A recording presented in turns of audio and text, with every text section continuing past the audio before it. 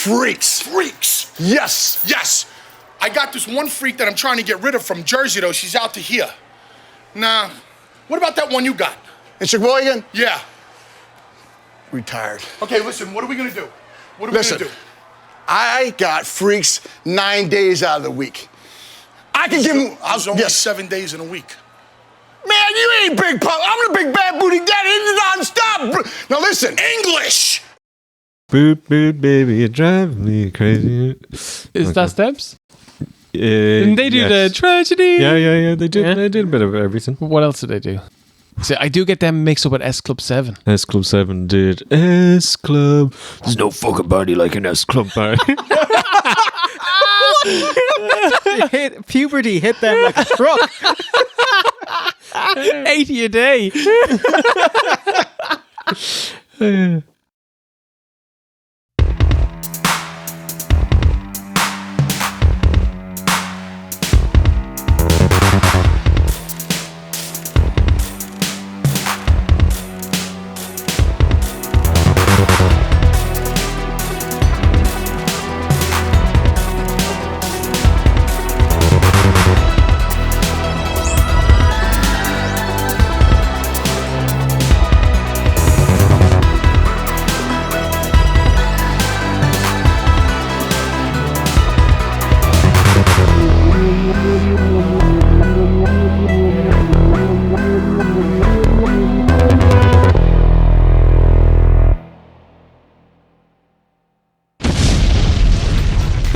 And welcome to OSW Review, the old school wrestling video podcast, filmed in glorious grapple vision and encoded with blast processing. We chronologically critique wrestling storylines pay-per-view by pay-per-view. This is your boy, the hardcore legend, Jay Hunter, joined by Hobo Chic V1. What's the crack?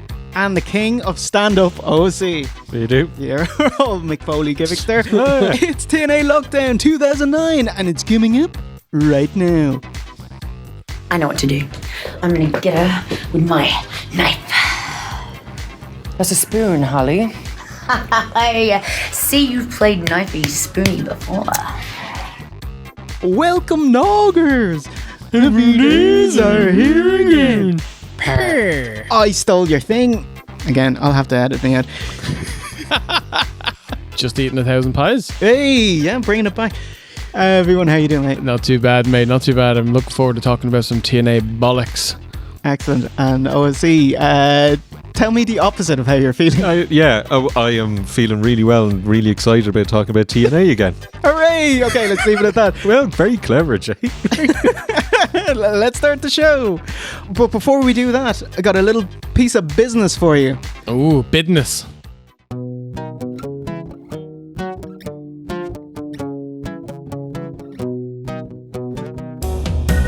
Another day, Yeah. another dollar, another dollar, another OSW tattoo. Yeah. Get in.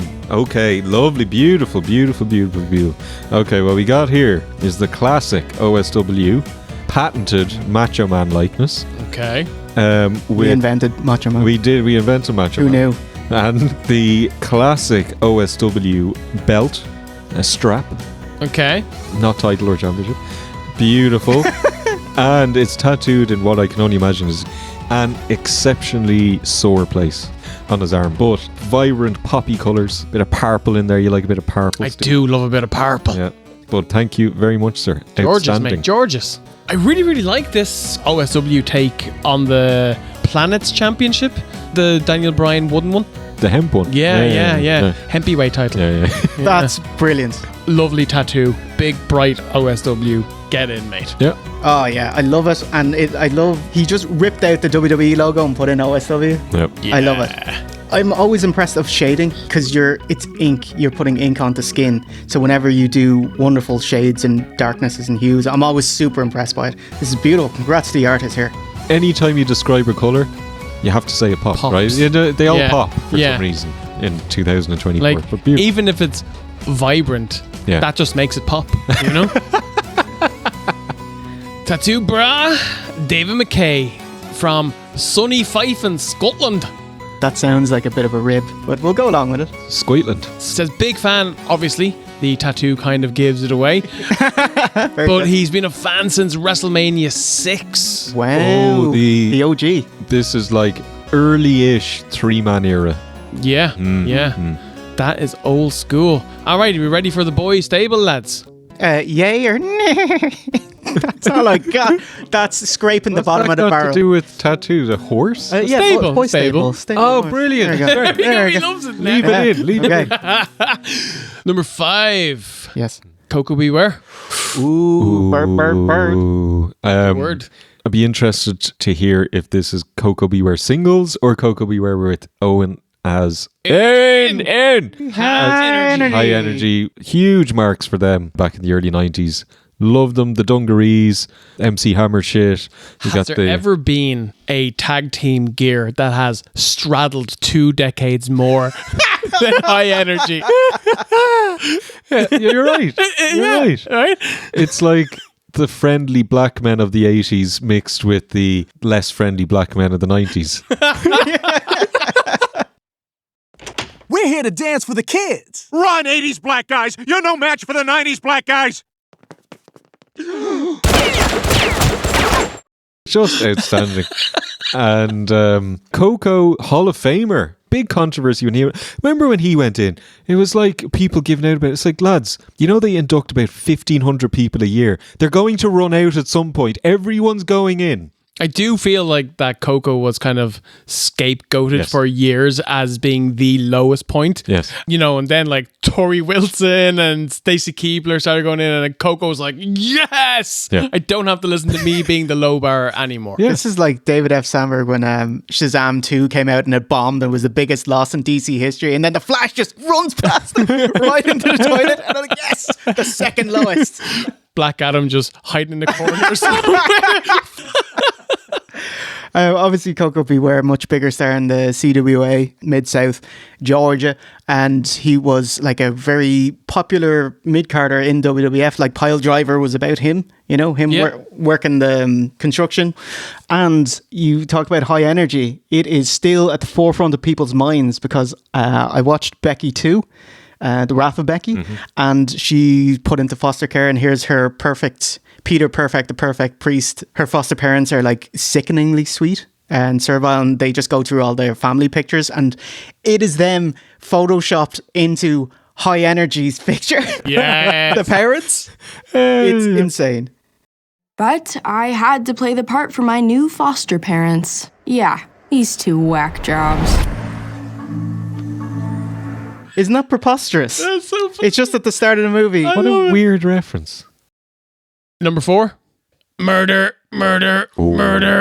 Jimmy Snuka. 187. Does this mean now officially, because our previous Brad that got a tattoo and basically got shit on? I felt the fans were very mean about that. Unnecessary, but it's going to be the same situation here. Like Mansoor also shit on him. Yeah, but he's allowed. But like, you cannot now have any tattoo and then people not say it's shit because you like Jimmy Snuka. But we've covered Jimmy. We haven't covered him up though. He was an amazing. he was an amazing performer back in the day of terrible performers in wrestling. So for that, he's got to be lauded purely based on his in-ring ability. So we're just talking about his in-ring and not anything sordid. Let's clarify that. Yeah. He did inspire Mick Foley. You know, if Jimmy Snuka didn't fly, then, you know, we wouldn't have Lockdown 2009. Or this beautiful book I have in my hands, Countdown to Lockdown. More is the point, Jay. Yeah. Hold on, does the picture of Countdown to Lockdown, is that him wrestling Orton? Yeah, it looks my like God. 2004. He's not even wrestling a TNA guy. No, because that wouldn't sell, Steve. Yeah. Number 3, Brother Brutus Beefcake. Ooh. Is he taking all of Brutus Beefcake or We one would need gimmick to install a loft or something in Yeah, the stable to get all to 18. house them? Like, Yeah, is that including the Submariner as well? We don't know. Did you have anything nice to say? Because when you say Brutus Beefcake, my brain has updated past the 80s and is now, you know, that picture with Beefcake and Valentine, and they're like almost nude sitting in their lazy boys. That's all I think of now. Eating their TV dinners. Yeah. Like an old married couple. That's fucking hilarious. It's like, he was over. That mid-card act, cutting the hair, cutting and strutting, he was big time over. But ultimately, when I think of Brutus Beefcake, it just leads me back to thinking about Hogan. Without Hogan, this guy wouldn't have been anything, right? Hey, look, he was good. Late 80s, mid to late, he was good on his own. And congrats to him for reinventing himself with The Disciple in WCW. Just got into crazy shape. Looked great back then. Yeah, looked great. Should never have main evented Starrcade 94. What the fuck were you thinking, lads? Come on, the cheek of yous. Number 2, Brother Love. Oh, surprising. Okay. Yeah.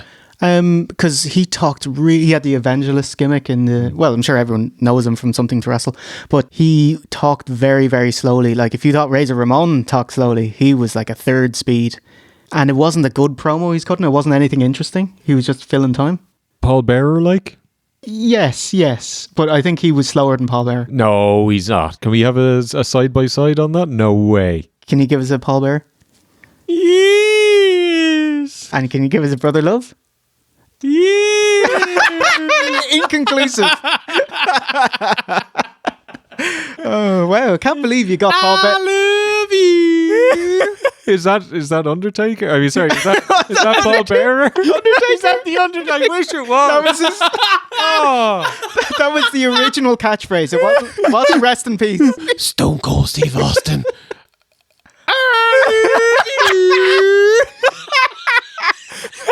His career is completely different. Gobbledygooker goes over him. Survivor Series 1990. You never hear from him again. Shit. Number 1, Bam Bam Bigelow. What do you think of the Big Boy Bammer? Yeah, he's great. One of the best big men I've ever seen. I think should have been world champion. Did we discuss whether he should have been world champion back when we covered 93? That was like, if he was ever going to be world champion, it was going to be then. Yeah. Even though, wasn't he main event in the late 80s? Yeah. Around 7 or so, that Survivor Series area. Yeah. Like, I definitely feel that by the time you were getting to the kind of new gen, he had definitely fallen a lot. He was playing a lot for like comedy and feuds with Doink and the Bushwhackers and all that stuff. So I think his time at that point had passed. I can only imagine what it was like being a fan when he first came out. And you're seeing this huge guy with a cool look doing stuff that small guys weren't even doing at that point. It must have been insane. And a real life hero, isn't he? Didn't he save kids from a burning building? Yeah, and that's how he got his the fire tattooed on his head. Which would be excruciating, I imagine. Yes, I would imagine so. Tough bastard. Yes. But yeah, great. Fantastic. We love the guy, but not a boy. Oh, shit. He did win the ECW title, didn't he? But he's way too respected. Yeah, but regardless. ECW is a regional promotion. Regardless, he's way too respected to be a boy. Ooh. Yes, I have a great idea. So he's too respected, so he can't be Bam Bam Bigelow. But you can have your pick of Goose, Huge Biker, Boss Construction, SWAT Team, or himself in any of his film roles here. How about that? Okay. Yeah, we'll allow it then. Boss Construction. I don't think his first name is Boss. Maybe he is the boss at construction. David says, the best big man could do a lot of stuff. Yep. All right, so the final rundown of Tattoo Bra, David McKay's Boy Stable. Coco Beware, Jimmy Snuka, Brutus Beefcake, Brother Love, and Bam Bam Bigelow. Ooh, question. Since he only has 5 and usually allows 6 in the boys' table, can he be 2 spots or is he still out? Or is that setting a dangerous precedent? But that's like saying I'm going to have Bret Hart to take 6 spots, so I'm allowed. No, you can't. Yeah, no. You'd have a lot of leftover food as well. You have to throw most of it out. But we'll ignore it. We'll turn a blind eye when he pushes them through the door. Love it. We'll go out for a quick smoke break. How about that? Yeah. Oh, thank you, David. Beautiful tattoo as well, mate. Awesome fucking tattoo, mate. Looks great. Well done.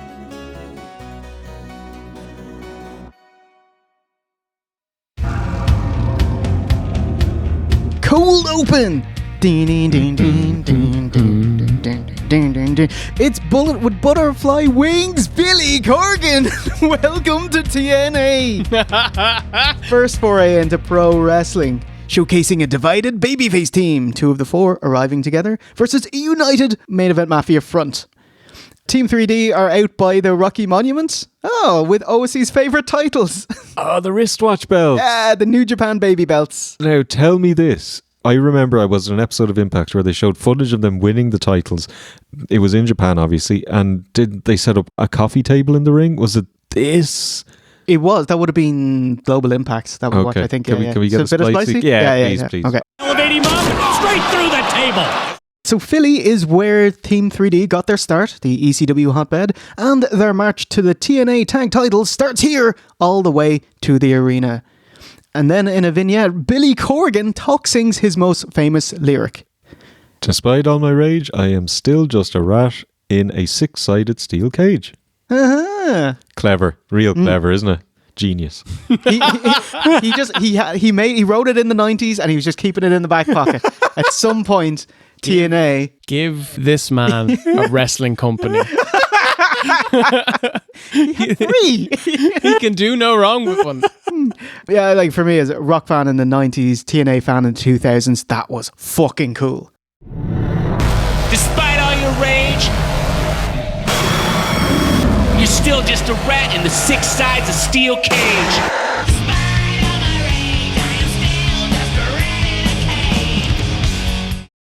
What do you know about Billy Corgan? Honestly, besides the picture of him at like Disney World looking sad, he's on a ride and he's looking sad.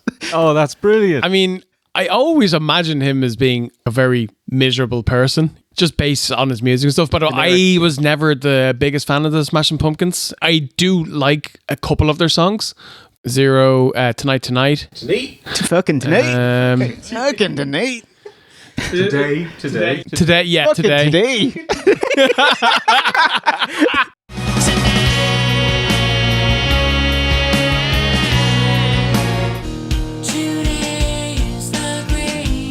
Didn't they have a song for like a Batman movie that I really liked? They did. The end is the beginning is the end. It's one of their best songs. Yeah.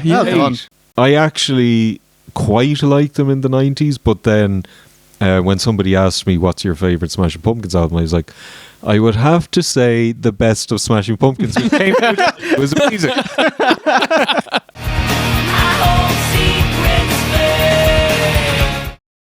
I do like a couple of their songs, but in general, they're not really to my tastes. Most of my Billy Corgan knowledge is wrestling related. So you didn't like Smashing Pumpkins. Did you like Smiling Politely? You had to get it. Yeah, just in case.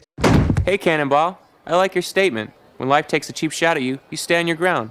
Billy Corgan, Smashing Pumpkins. Homie Simpson, Smiling Politely. Billy Corgan. In 2011, he formed a Chicago-based indie promotion, Resistance Pro Wrestling. 2015, he got a job in TNA developing characters and storylines, which sounds a bit miscellaneous, but he did help create Broken Matt Hardy. Okay. And he was promoted to president of TNA the following year. 3 months into the gig, he left over not being paid on time. He even loaned TNA's parent company, Anthem, to keep them afloat, but had to sue them to get the loan back. Fucking hell. So the following year, he bought the fucking NWA in May 2017 and still runs it today. But Corgan, dude, long-time wrestling fan since at least the 90s, huge ECW mark. He wormed his way to a meeting with Heyman because he went around asking the wrestlers, hey, are you owed money? And he was like, oh, and Heyman's like, ooh, money mark. And so he was like, all right, I'll tell you what. You give ECW a svelte investment of $1 million and I'll give you 10% of the company. Billy Corgan was like, I did my homework. The company's not worth $10,000. I was like, you give me $1 million and then you can take on 10% of our debt. He's like, yes, do it. So sadly, he regrets not having a counter offer for Heyman. And then WWF bought them out in 2001. And it's like, man, if he had that 10% stake, he could have kind of wormed his way in with WWE. Might have had a whole different wrestling next 20 years or so. But the footage you're watching right now was him appearing on ECW on TNN, July 28, 2000, Steve. Nice.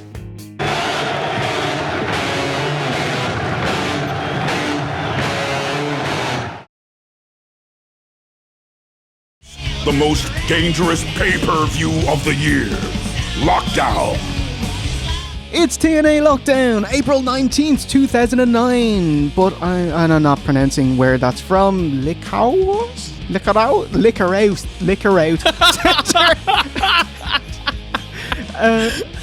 Philadelphia, Philly, the ECW hotbed, home of V1's girl, Francine, OC's boy, Stevie Richards, and my boy, Tom Brandy. Whoa.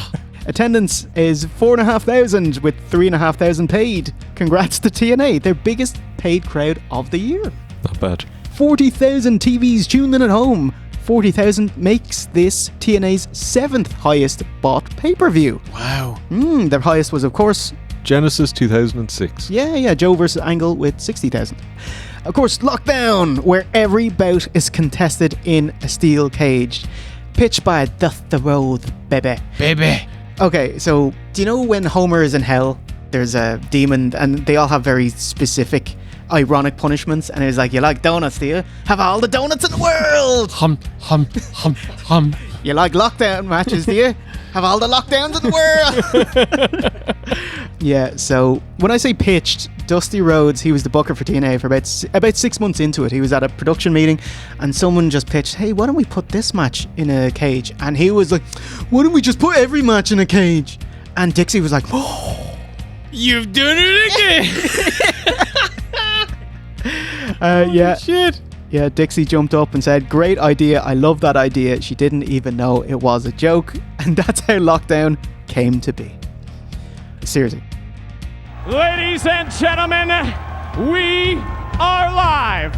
I'm watching the TNA Network version. OC, you're watching the legitimate and legal YouTube version. And V1, you're watching the smeared Vaseline live version. Oh yeah, big time. Big time. You can count the pixels.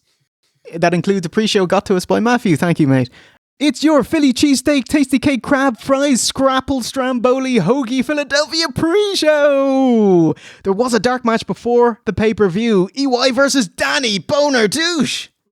He was just coming off his run in Hulk Hogan's Celebrity Championship Wrestling. His run. His run in the CC dub, brah. This is actually a thing where Hogan's lawyer is, brother, hey, he's ours. You know, you can't have him on the show. So Dixie had to settle it with them. What? Yeah.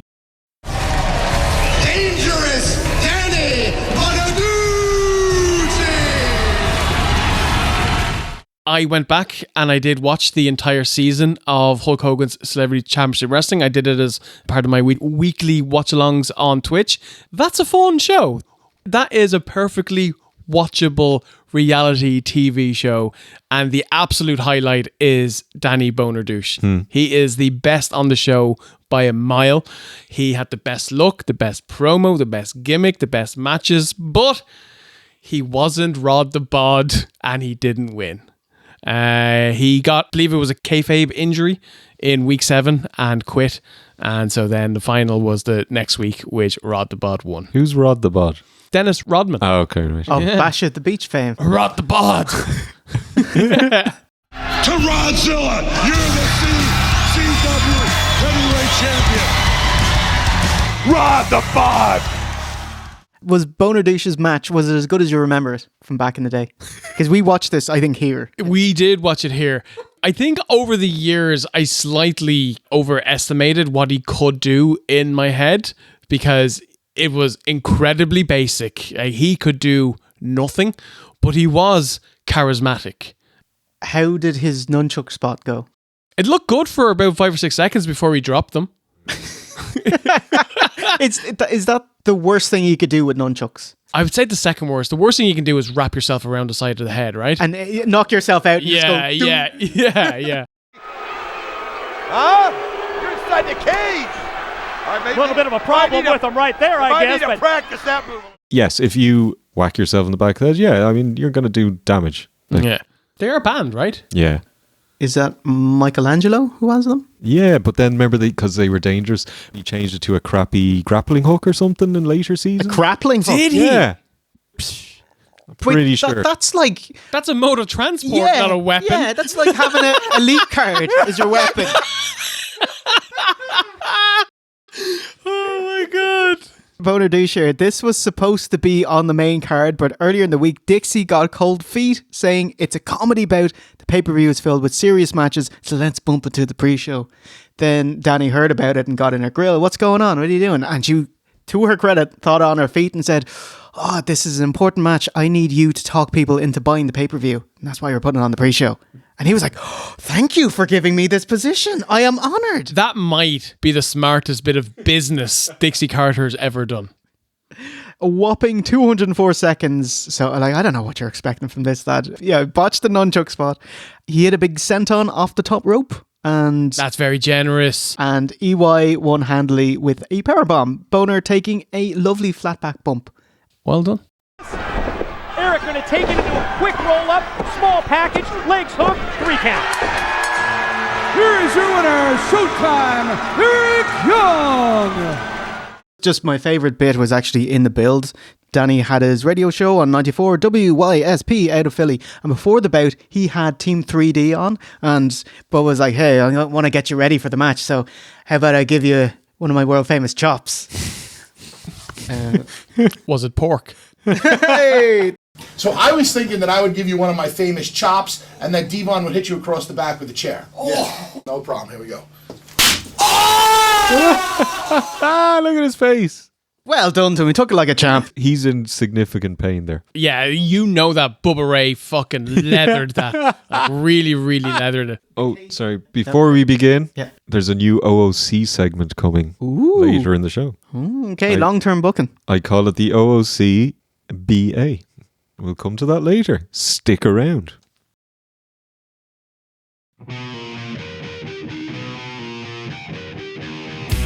X Division Xscape the Cage match. Xscape. Xscape. You don't need the S. Yeah, Xscape. Yeah. Very typical of TNA, the pay-per-view card opens with an X Division spot fest to pop the crowd and hype everyone up.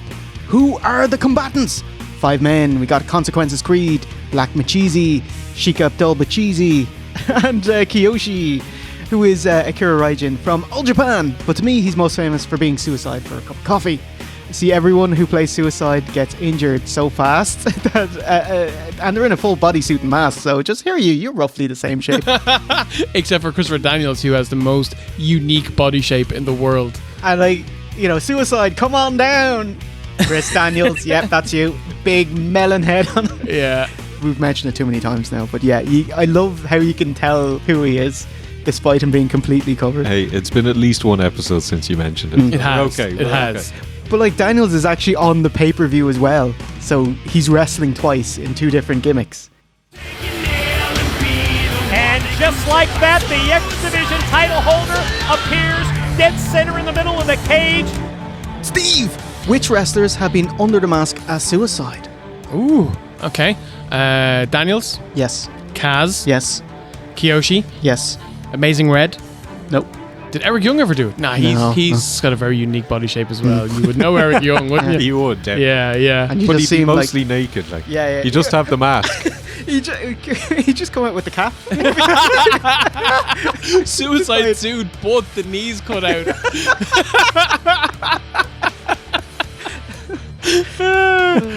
Saban never do it. No. Oh, Saban's a good shout.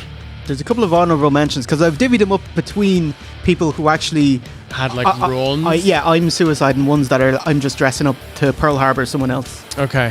Okay. Wrestlers that have been under the mask as Suicide. Low Key. Before anyone donned the physical mask, Should have got Low Key. Provided the voice and mocap of the main character in the TNA game. Best voice in wrestling. This is Senshi in Midway Studios here for Midway's TNA Impact. And all you can do is be ready. The crowd, they love me. And I steamrolled over anyone that stood in my way for the belt. Kazarian was the original choice and portrayal of Suicide. He was injured, so they delayed his debut until December.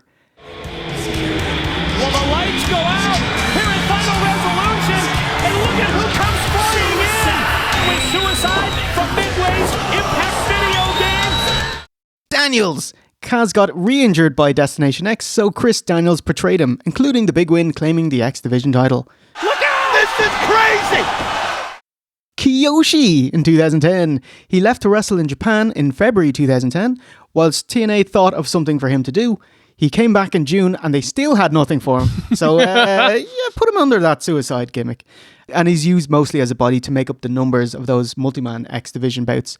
Fittingly, as Suicide, he jobbed to Kazarian in his last televised bout. On the shoulders of Kenny King. He's going to go maybe for the Royal Flush right there. Quick reversal and Honorable mention. Austin Aries. Ah, yeah. 2013. Yeah. Aries donned the mask and bodysuit and won the X Division title in a 3-way because he wanted to get that option C where you can trade in the X Division belt for the world title. He was forced to reveal himself as Hogan found the real Suicide backstage. So Aries secretly battered TJP and stole his clothes. So how would they know that that was the real Suicide if no one knows how he looks? Does he have like Suicide jocks on or something like that? You know? He is the real Suicide. That is until today, when somebody jumped TJ in the back. Of course, TJ Perkins, TJP. Ah, TJP! Yeah, 2013 to 2016, TNA brought back Suicide for a one-time deal with TJP. As he tells it, TNA had no clue who they wanted under the mask. Chris Daniels joked that they should just have TJ do it since he was already under a mask as Puma. Made sense as Perkins really wasn't getting used regularly, but was being brought to every TV taping. So TJ just went to management and said, like, if you don't have an idea for this, I'll be happy to do it. And there we go. And so one night turned into 3 years. He was also Suicide when they rebranded him to Manic. TJP even made some suggestions like making the character the Aswang, which is a general term for a demon in Pinoy folklore. TJP is from he's got the passion of the Pinoy. He wanted the character to morph into something closer to the Great Muta. It offers me a symbol, something to live by, and something to project. And now, like, from then on, we're getting kind of one-night weird stuff going on. In 2016, Jonathan Gresham came in for the one-night only X Division pay-per-view. Since he wasn't signed to a deal, they put him under the mask. He's tiny. He was supposed to look weird. And I hope they paid him triple, because he worked 3 matches that pay-per-view. But he's a fucking insanely good professional wrestler. He's so good. Losing a qualifying match as himself, winning a qualifying match as Suicide, and coming up a little short in the main event ladder match, which Braxton Sutter won. All these names, man. All these names. They all sound like NXT wrestlers. Yes. Big, stupid, fake names. Yeah. Well, a real name, Caleb Conley, 2017 to 2021. Conley cites likely Jarrett got the itch to bring back Suicide. He was sat at home under contract, pulling his plum, when they called him and asked if he was interested. Of course he is, and we're off to the races. Got to work in India, Australia and England, thanks to the character. Has a pretty sweet new costume along with it as well. It's like this kind of Arkham Asylum version of it. Yeah, Splicey? Suicide is TNA!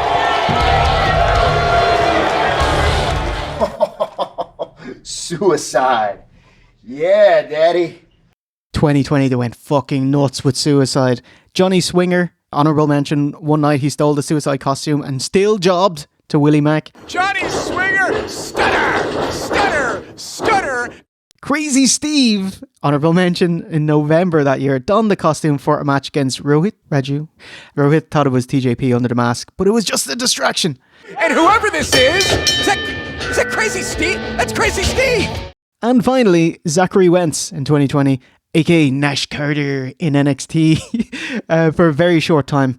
Like if NXT is a cup of coffee, Suicide is an espresso. Hold on. There was somebody called Nash Carter. Nash Carter. Nash Carter. Oh, that's so stupid. Going places. That's so stupid. And like, I just want to leave this on like, who knows who it was with TNA, but just this footage is awesome. So Suicide, different wrestlers portray him, then Suicide becomes Manic, who drops the mask and becomes TJP. Then Suicide returns and tag teams with Manic. It's like, what? It's like something out of an American soap opera. The fucking Bold and the Beautiful, or Days of Our Lives, where this woman, and then all of a sudden she's been haunted by the devil. Just like, it's that level of exactly, yes, it's that level of absolute bollocks, like American soap opera bollocks. But Suicide was outside the stable. of a writer's room in TNA headquarters was over with the grand total of one person, and he's sitting beside me. And he was going over 10 years later. They were dragging this gimmick Still out. dragging it out. Yeah. Jay, you did have the Suicide shirt, didn't you? I did, sure did. Yes. Suicide On your man. Like, I bought Raven's shirt. Raven was cool. Like, the TNA Raven. Oh. Yeah.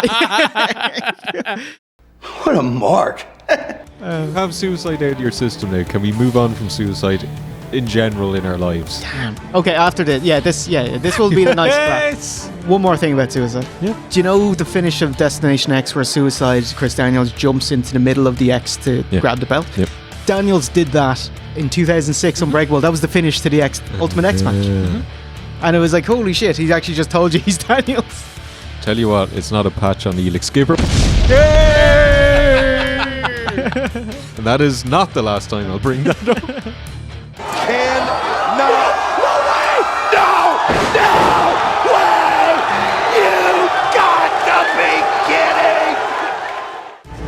It was back in Destination X. Suicide became X Division champion. X Division Xscape, the cage match. Ding, ding, ding. Really solid tag team offense by frontline lads Creed and Lethal. Smashes Bashir and then Kiyoshi with a TKO and elbow drop. You're out, mate. I mean, that's the way it is. Looks like Kiyoshi could be gone. Delayed suplex and top rope cross body combo. The lads are rocking house and whoa shit, WMDDT and Creed is out. 1, 2, does he have it? Yes.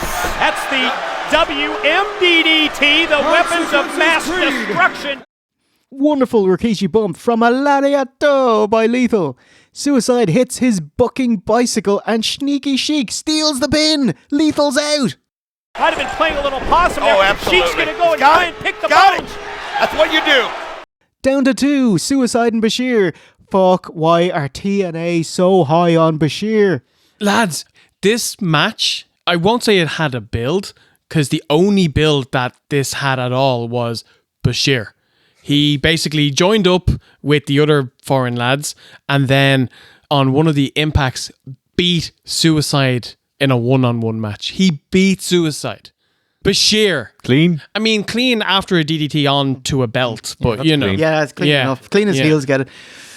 Bashir is the key to all of this. It's like poetry. Right. Bashir, too small to be a regular wrestler, but he doesn't wrestle in a style that makes the X Division so special. What are we doing here, lads? Sheik almost escapes, breaking open a side of the cage, suplex back in to stop Suicide. Whomever exits the cage first will win. Waka Wakioshi! He leads the charge of a rabble of security, so Suicide with a huge splash from the top of the cage outside and wins. Wait a minute! Suicide from the top of the cage! Oh, my God! Here is your winner and still TNA X Division champion, Suicide! In 11 and a half minutes. What do you think?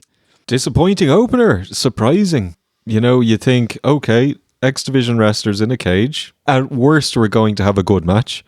Very average. And I was very disappointed. I never want to hear or talk about Martin Bashir ever again. Like, I dislike this guy so much, I don't even want to watch the Michael Jackson interview anymore. And I used to love that. I am so sick of it. And then you got generic Japanese lad.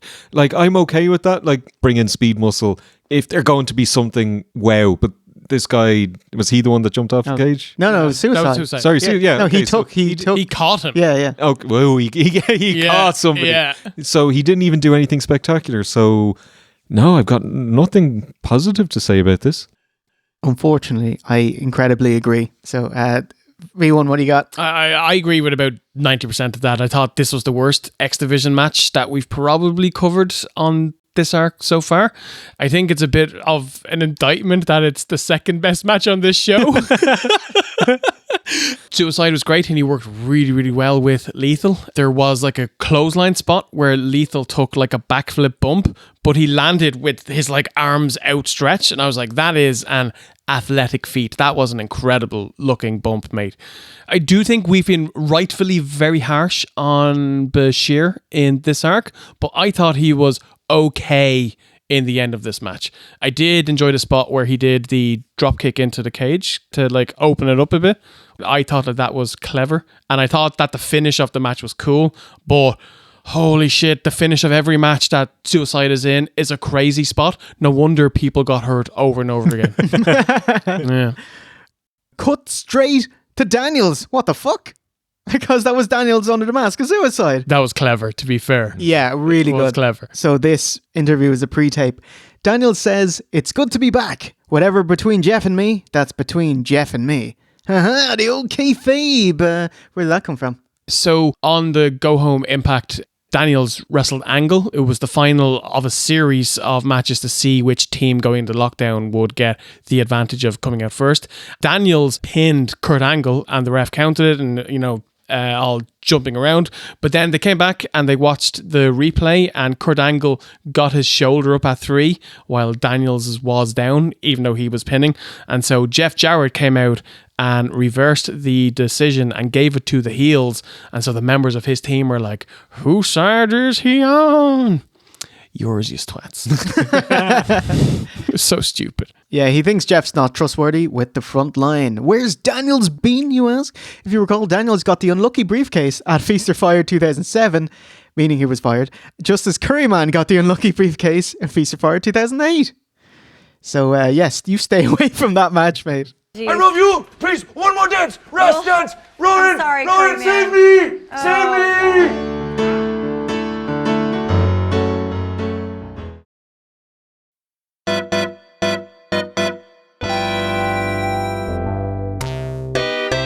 Queen of the Cage match. Sojo Bo versus Madison Rayne versus ODB versus Daphne. Despite being with the beautiful people, Madison has her own ultra generic theme song. Can you hum it there for us?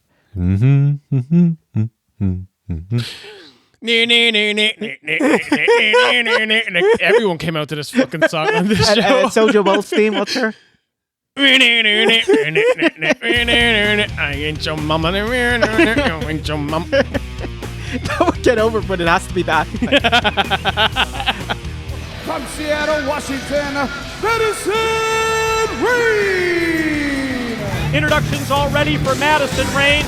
I hate 7% women watching this. Sojo Bo, look at her hair there. Is that a weave? Or a wig? Or... Do you know what I mean? What is that? What are we looking at? It's gotta be a weave. It's gotta be tied into like shortly braided hair or something. Because You know you so can't much about wrestle this. in a wig. It would come off, right? Yeah, well, no, you use that with a bit like of tape? a 3M tape. Yeah. Yay, Duffers! Thank God she's not the Sarah Palin knockoff. Like, I'm sure Dixie loved it, but if you're not a Yank from the area, you'll fucking despise the gimmick. I'd imagine most Yanks would have despised the gimmick also. There was a backstage segment where Daffers was talking to Dr. Stevie, and they explained this in kayfabe. I love it. That she was paid to come in and play a part for the sole reason of getting one over on the beautiful people. And she said, and we did that, and it was loads of fun. But now that it's over, Dr. Stevie, I can feel myself getting crazy again, like I used to be crazy. And so she grabs a scissors, she starts cutting her hair and goes, I'm going crazy. I don't need Ed Leslie anymore. Cut it myself. And all of these feelings that I've tried to suppress, I've tried so hard to never have them come back. OD Beaner. It's Cody Deaner. a great side character despite me burying him there. You might get away with that one. Any fun vignettes with ODB? Oh, there was one really, really fun one. So last month at Destination X, Cody Deaner won the right to have their date, and then they showed it on the April 9th Impact where they went to Universal Studios, where they went outside. Yeah. Did they have to get a second hand stamp? He spent the entire day because TNA wouldn't spring for fast passes. Cody Deaner tells her that he loves Woody Woodpecker, and ODB says, I've met up with the pecker a few times. Jesus Christ. That was the highlight of the segment. Cody Deaner, it's stupid and it's silly and it's juvenile, but he plays the part really well. You ready? Ready for these balls? You ready for balls? Ding, ding, ding. Double ho train. A ho-ho train. And a hey-o. Scott Hall fall away slam by ODB. Daffers and Madison do the women's version of the double clothesline, which is a double hair pull. You know, they jump in the... Oh, and they both kind of fly around like Neo and what's his face in the third movie? Which is actually them not flying around because they both won't sell. So they both just both sink to the ground like a sack of spuds. Wonderful. The mist. Yellow mist. White mist. Clear mist. ODB spits the whiskey on Sojo and follows up with a big time power slam and 2-legged pin. 1, 2, 3. And ODB is QOTC. To the face of Sojourner Bolt, follow up power slam, pin, 2 and 3. Oh wow, you just went right to the finish with that one, didn't you? Oh, sorry, what meat have you got on this bone, nothing. Steve? All right. No, I just thought you were giving out. It's mostly just 6 minutes of dicking around. My notes are mostly giving out about why is Sojo in this match. She's shit, and she hasn't even featured on TV in the last month since her disaster with Kong. And did she beat Suicide clean in the ring as well? Yeah, nothing. I love ODB, but the match is nothing. Come on in. Bam! Hey, don't get so close here. What is my day, man? Match number 3, 6 sides of steel for IWGP Junior tag titles. No Limit versus Motor City Machine Guns, the champions, versus LAX, the Latin American Exchange.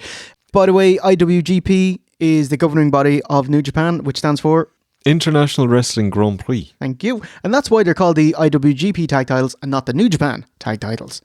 LAX out first, lads, still holding on to their Feast or Five briefcases, which are Money in the Bank briefcases, but for all of the male belts. Can we please ban that gimmick in all wrestling companies that are not WWE? Bank in the Bank. It just looks like a very bad, cheap knockoff. Yeah? Yeah, okay. Like, stop doing it, please.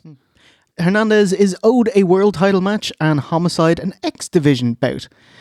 Guns won the IWGP Junior tag belts in Japan, January 4th, Wrestle Kingdom 3. I'm so fucking sad we can't cover New Japan on YouTube because we'll get copyright struck into oblivion. But they won them that night, beating their opponents No Limit, who are out next. Wrestling.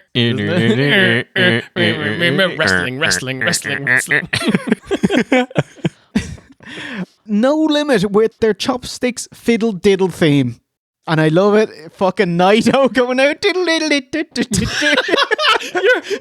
You're like current IWGP heavyweight champion. Coming out to that. Because I saw him in Royal Quest 2. He was main eventing and he's great and he's really over. And fucking TNA. He's going to tell you all about the news. Looks to regain the championship belts that they lost to the Motor City Machine Guns. NAITO. Where's Kato?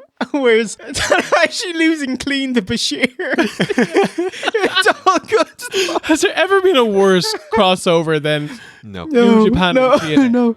Do you know, New Japan were so angry about how they treated them. The actual agreement they had stayed in place for about another 2 years.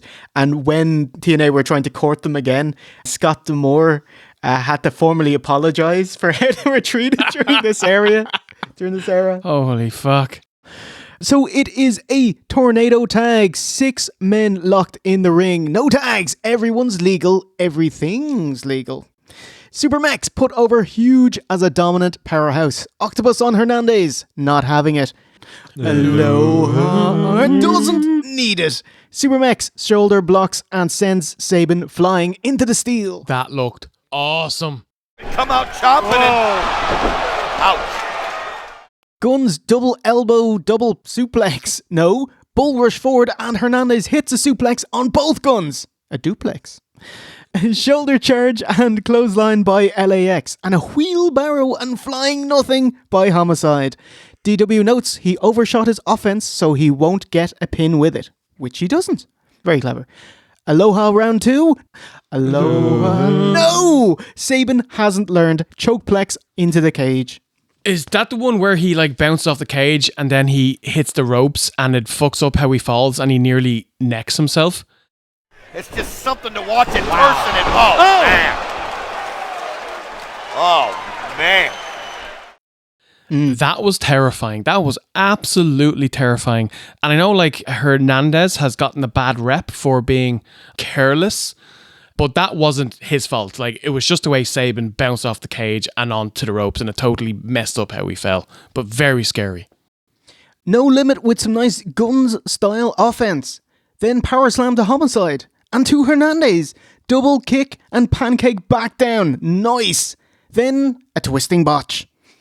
Finish of the match. LAX flip off and super cutter. That's No Limit out. Double kick to Homicide, multi-kick to Hernandez, made in Detroit, which is a super sliced bread into Powerbomb, and Motor City Machine Guns retain. The belts, here it is, made in Detroit.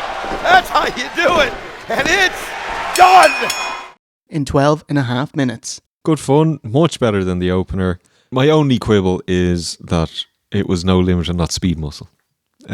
Most wrestling tag teams aren't Speed Muscle. Yeah, that's true.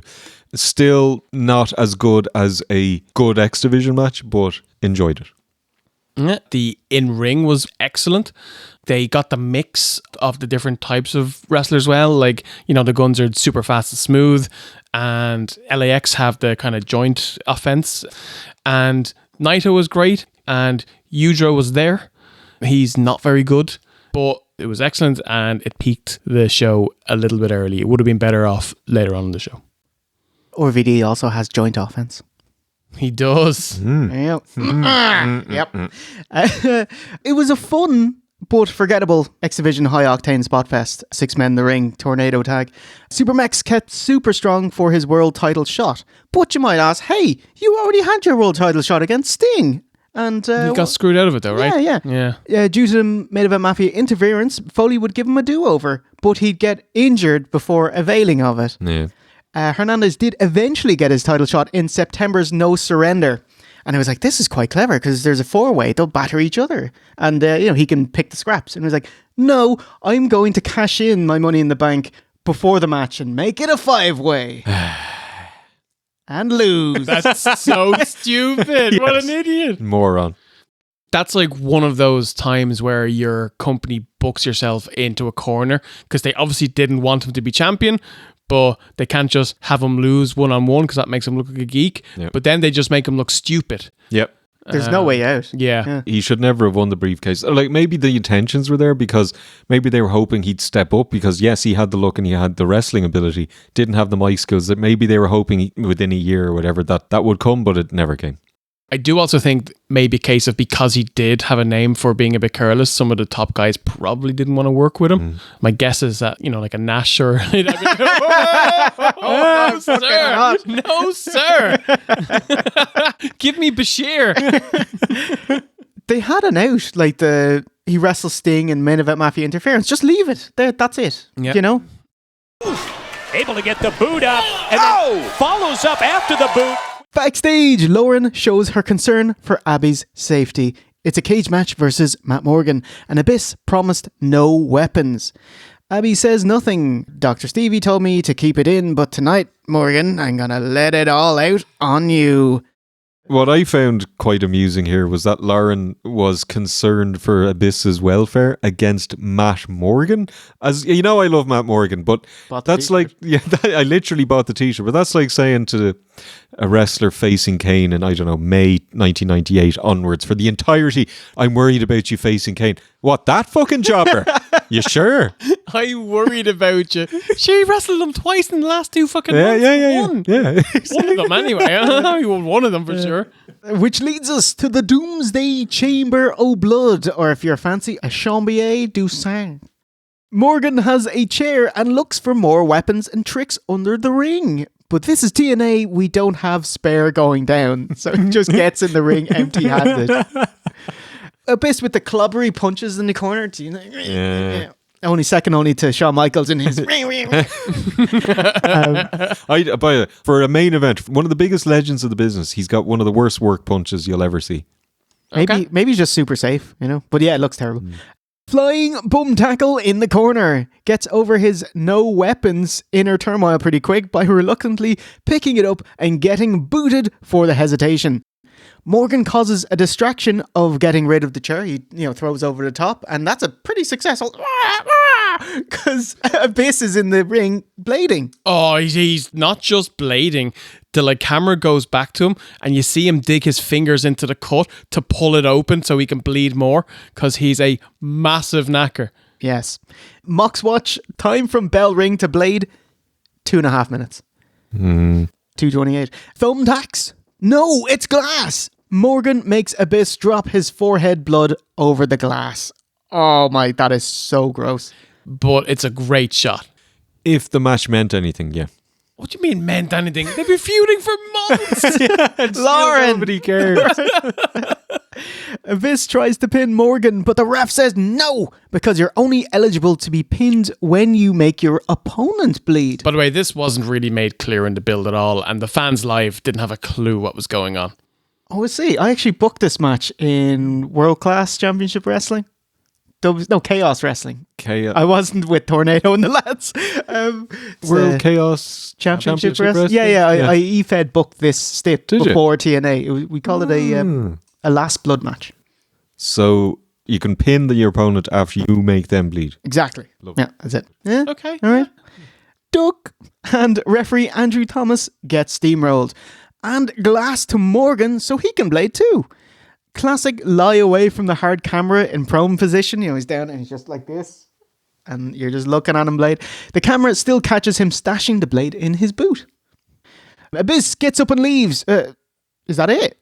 No, win via pinfall or submission. It's weird because he got out of the cage and is still going. I mean, you wouldn't be wrong for thinking that there would be an extra stip on a lockdown show where it's like every match takes place in a cage with additional stipulations. So, come on, Dixie. I love this secret stip business.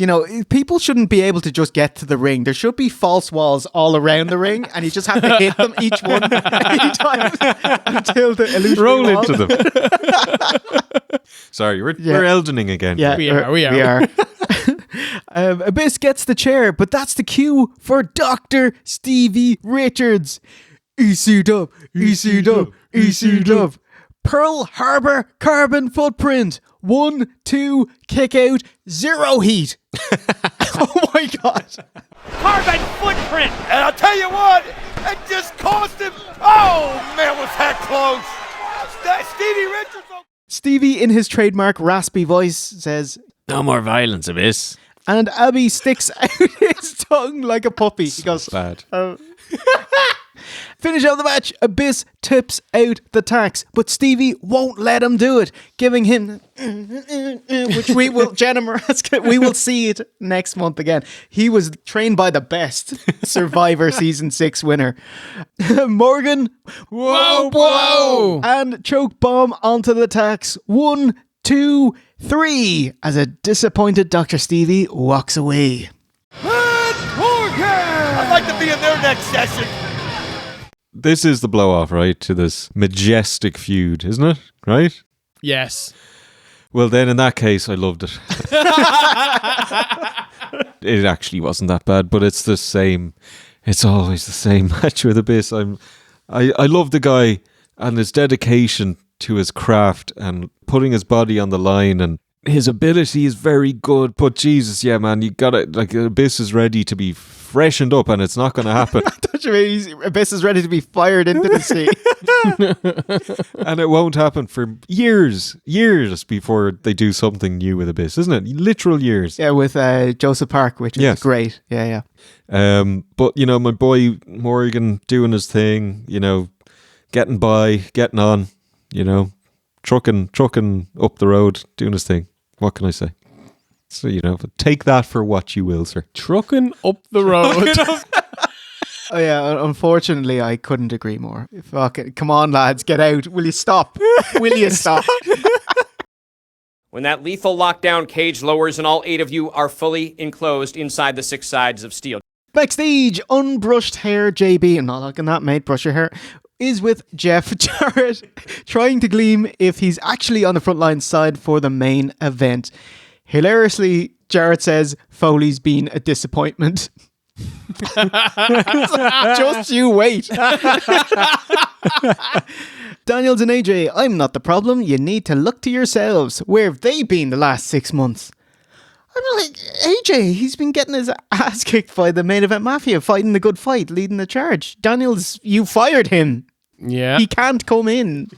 Joe has also been fighting the main event mafia. They both got taken out in the cage match.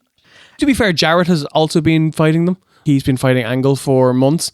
The build of this match, it's really bad.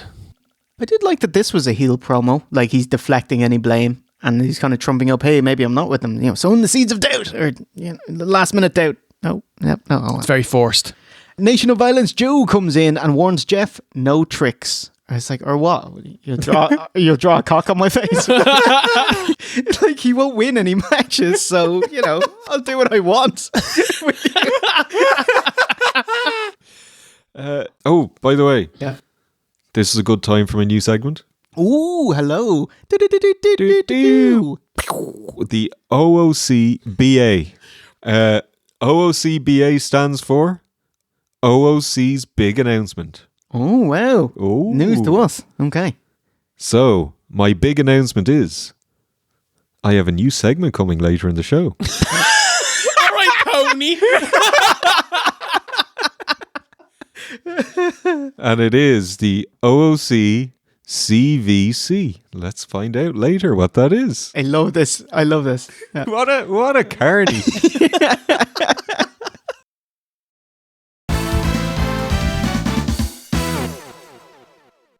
Welcome in, bras! It's your virtuous VTuber Takahata live from what bar?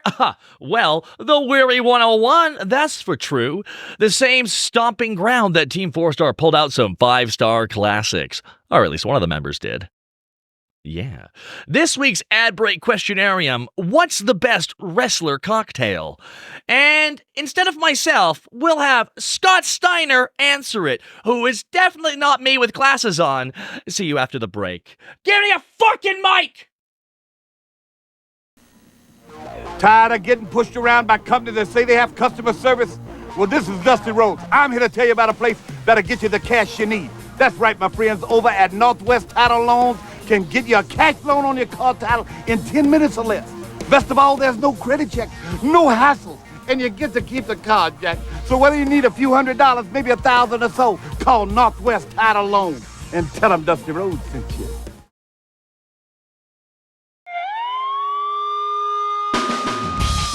It's the best arrested cocktail I know. OSW's is poutine, because it's squeezed from freshly picked potatoes from the potato tree. Alright? The contenders are for the drinks I was saying is the Mojito. Mo as in Mabel who doesn't sit on it. Martina Jannetty when he's not making passes at his maybe daughter. Oh boy. Now that's wrestling. White Rusev sent Lana over so she could be with a real man, the big, bad booty daddy. Kurt Angle's Olympic gold slugger.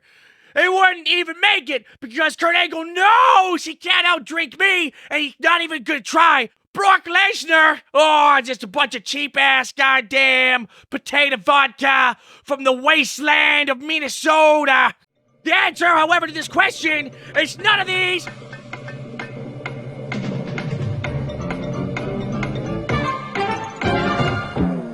The correct answer is the Steiner screwdriver. I pulled that one out in Japan, or in Afghanistan, Turkmenistan, Tajikistan, Pakistan, Kazakhstan, Kyrgyzstan, and Uzbekistan. Really all the stands all over the world. I have wrestled a lot of countries, and many of them are named after Stan. Now, I gotta get out of here. It's open mic night, and Roxy's up next. By the way, if you suggest something in the comments below, every single one of them will read it. Goodbye.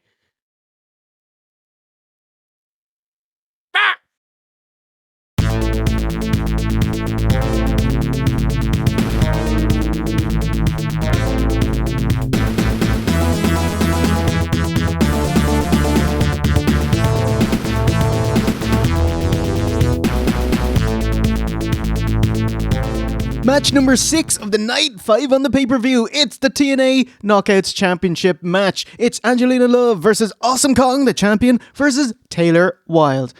Nice. It was like the top 3 female wrestlers in the company. Yep. By a distance. Yes. Angelina dubs it and tries to hightail it and scale the cage immediately. And Kong goes to stop her. And like, Taylor, everyone's distracted. You can go out the door. I've never seen a babyface look dumber, but there's a kayfabe explanation as to why she wouldn't have just immediately climbed or exited the door. A few weeks ago in the build, the beautiful people attacked Taylor Wilde backstage and cut her hair, so she might have wanted to get her revenge. And she's too much of a babyface to weasel win that way. And gets a huge wheelbarrow facebuster splat as thanks.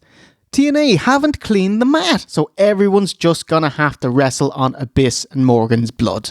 Yes. Why was this match on so early? You know, it's disgusting that it's there now for the rest of the show. I mean, most wrestling feds, if they know they're going to do a bloodbath, they will have 2 mats and they'll just whip off the top one. Very, very clever. We can't afford 2 mats. Yeah, because Matt Morgan takes all of it, doesn't he? Hey! The girls drop kick a sitting Kong, working together in tandem. The heel and babyface. And seconds later, as soon as a pin is available, pull her off and I'll pin her. No, I'll pin her. Jaw jacking. Brilliant. 10 seconds of working together is toast. Nice bridge up spot. Successful. Backslide too. Kong dominates and it leads to a big top rope front flip. Keep it out of the way! Oh my God! Somersault splash! Who the hell knew? Velvel's on the outside. Illegal. She doesn't have a manager's license. And really clever, the beautiful people tie up Kong's braids through the cage. She can't go anywhere. She's sequestered. So it'd be Angelina versus Taylor. Big splash to Love and pin. The ref counts, but her shoulder is way off the mat. I was like, Rudy. For shame. That was terrible, mate. Hold on. Taylor, big headlock, and her, Angelina, and Rudy have a big chat. Shit, something's happening. Taylor goes to Kong, hey, kick me. And she takes a big bump. Angelina pins Taylor, and that's the end of the match. Right in the pin! Rolled it right into her! Here's your winner! And new TNA Women's Knockout Champion! Angelina was concussed after the crossbody, but she's booked to win the belt. So instant, let's end this match with the right result. Really great booking on the spot by Taylor here. Yeah, I think they did a fantastic job. Fair fucking play. Because it was obvious instantly, you know, what was happening here. I wonder who called. Did the ref say, okay, Taylor, you talk to Kong, or did Taylor take it upon herself to do it? You know, I'd like to know the inner workings. Yeah, it was Taylor. Yeah. All by herself. Yeah. You know, she didn't consult with anyone. You know, I think was only was, Rudy. we'll do this. Yeah, that's it. Fair fucking play. Yep. Barely, a year in the business? It's become very evident during the months of covering TNA that she's significantly better than my memory of her was. She's really, really good. Also, I want to say, I think Angelina Love is a better wrestler than I remembered. Yeah, she's very solid, yeah. Because when I think of her, I think of her and Velvet doing like comedy skits and things like that. But yeah, in the ring, she's absolutely good. But I've got to give props to Angelina Love. Axl Rose once said, do you know where you are? You're in the jungle, baby. You're gonna die. Testify. Match number 7 of the night is Team 3D versus Beer Money in a street fight cage match for the TNA and the IWGP Tag Baby belts. At the concourse, Team 3D are having beers with the crowd. Looks fucking great. Bully Ray spouts some GNR. No takers. You're in the jungle, baby. You're gonna die. No. Welcome to Philadelphia. No one's having any of it. IWGP tag titles are also on the line, so you just gave away the results. Team 3D will win because New Japan wouldn't sanction a title change on a non-New Japan show. That's actually... I was going to say, didn't they do it anyway? They did! Yeah. With the British invasion. They changed it, and New Japan were so angry about it. You can't blame them. Because that means that New Japan have to change their title lineage to have Brutus Magnus, tag team champion of the world. But after about 11 days, they said, okay, it will. But that was part of them. Okay, our agreement is on now on the downslope. Dave Penzer really panders towards the crowd. Here's the team made famous right here in Philly. It's Team 3D. Steve, who knew you could have a walk and brawl in a cage match? They did it. You would like this as soon as they get out of the ring. The crowd, we want tables. I was so annoyed. Street fight cage match, brawl around the ring, immediate. Oh my God, heel turn there by the fans, so disrespectful. And you fuck it, they do it every match. You'll get a fucking table, all right? It's literally their signature spot. Yes. And it is great, by the way. Yeah. Give it 10 minutes. TNA show you a teeny split screen of two completely different walk and brawls in a completely different crowd for ages. It went on for so long. And it's like, television screens are relatively big. You know, in modern day. Yeah, but like even then, that was 2009 and people had 40-inch 720p televisions were common, right? The real estate that each brawl screen got was like a fucking mobile phone. Yeah. Did you see, speaking of mobile phones, there was one guy trying to record the action on his Motorola Flip Razor. Yeah. 200p quality. Yes. There's no stabilization. Like where was Bill and Doug? Yeah. Bill and Doug. Remember Bill and Doug? Or we need Tito for life. For life. All of them pale in comparison to Wrestling Jesus. Oh, is he still going? I can only hope so. Oh, I loved Wrestling Jesus. Alrighty. Watching the lads brawl, because, you know, see you in 10 minutes, especially against Bubba, it's like Robert Roode in phenomenal shape. And he's always been in phenomenal shape. Good job. See, what happened to Robert Roode? I think he's had like neck injuries over the last few years. It just keeps him from actually getting in the ring and working. I think he's agenting currently in WWE. Yes. It was quite sad because his theme song in NXT got 2 over, so he became a meme. Yeah. Now it's about the song. But yeah, he did get the US title in 2018. You know, he was kind of in there with Jinder and Orton, but it was about Jinder and Orton and not him. How sad is that? Yeah, and he was tagging with Dolph for a while, the Dirty Dogs or something like that. Yeah. Neck injury in 2022, I think. Yeah, it's sad. It's sad. It's great that he's gotten a job being an agent, putting together the matches. But yeah, imagine he was probably had a 20-year career before he joined WWE. Somebody writes one of the best theme songs in history, gives it to him, and then anytime you do a move, people are shouting for your theme song, which is you can take 0 credit for. That's the only reason you're over is because somebody wrote a great song for you. Yeah, I never really thought of it like that. Unified front from Shane McMahon and Daniel Bryan tonight. Back near the ring, Devon gets double suplex through a table. Sells it by... Oh, see, approved. Little dainty kicks here. Trembles the leg. He is like a fish out of water when he sells. It and is they a bit love swabby, isn't it? Yeah. Bubba, he's bladed under his Alan Shearer tuft. Good for him. Clubs, kicks, and grasping for breath. Top rope, super Bubba bomb. Both of you shatter your coccyx. It looked great, though. Storm eats a top rope clothesline. A doomsday device. 2 count. Man, it is much safer than the doomsday device because it's just... No flip, take a bump, no one dies. Yeah, Bubba still get a pop. Devon, a big smile on babyface Bubba, even counts the crowd in. 1, 2, 3. Get the tables! Do you remember that time Devern? Do you remember that time? I believe that's what he's going to be called when he eventually goes to the NWA. Sure, that time he turned heel and he's like, how come I have to get the tables all the time? you get the tables. Was that the reason? That was it, yeah. Finish of the match, reverse and throw Roode's head into the cage door, into the waiting arms of Bubba. 3D through a table. 1, 2, 3, and Team 3D become dual champions, New Japan and TNA Tag Team Champions. 22 times champions, Devon and Bubba Ray. Congratulations! Wow.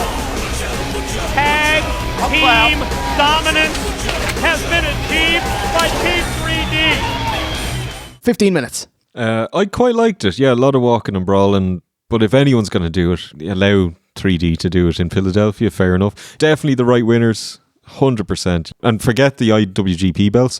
Team 3D should win the tag titles here tonight in Philadelphia. But much like Owen Hart never jobbing as a heel in WWF, I'm sure Beer Money are going to win the titles back very soon. Don't worry about that, because they must contractually obliged to hold the fucking tag belts at all times.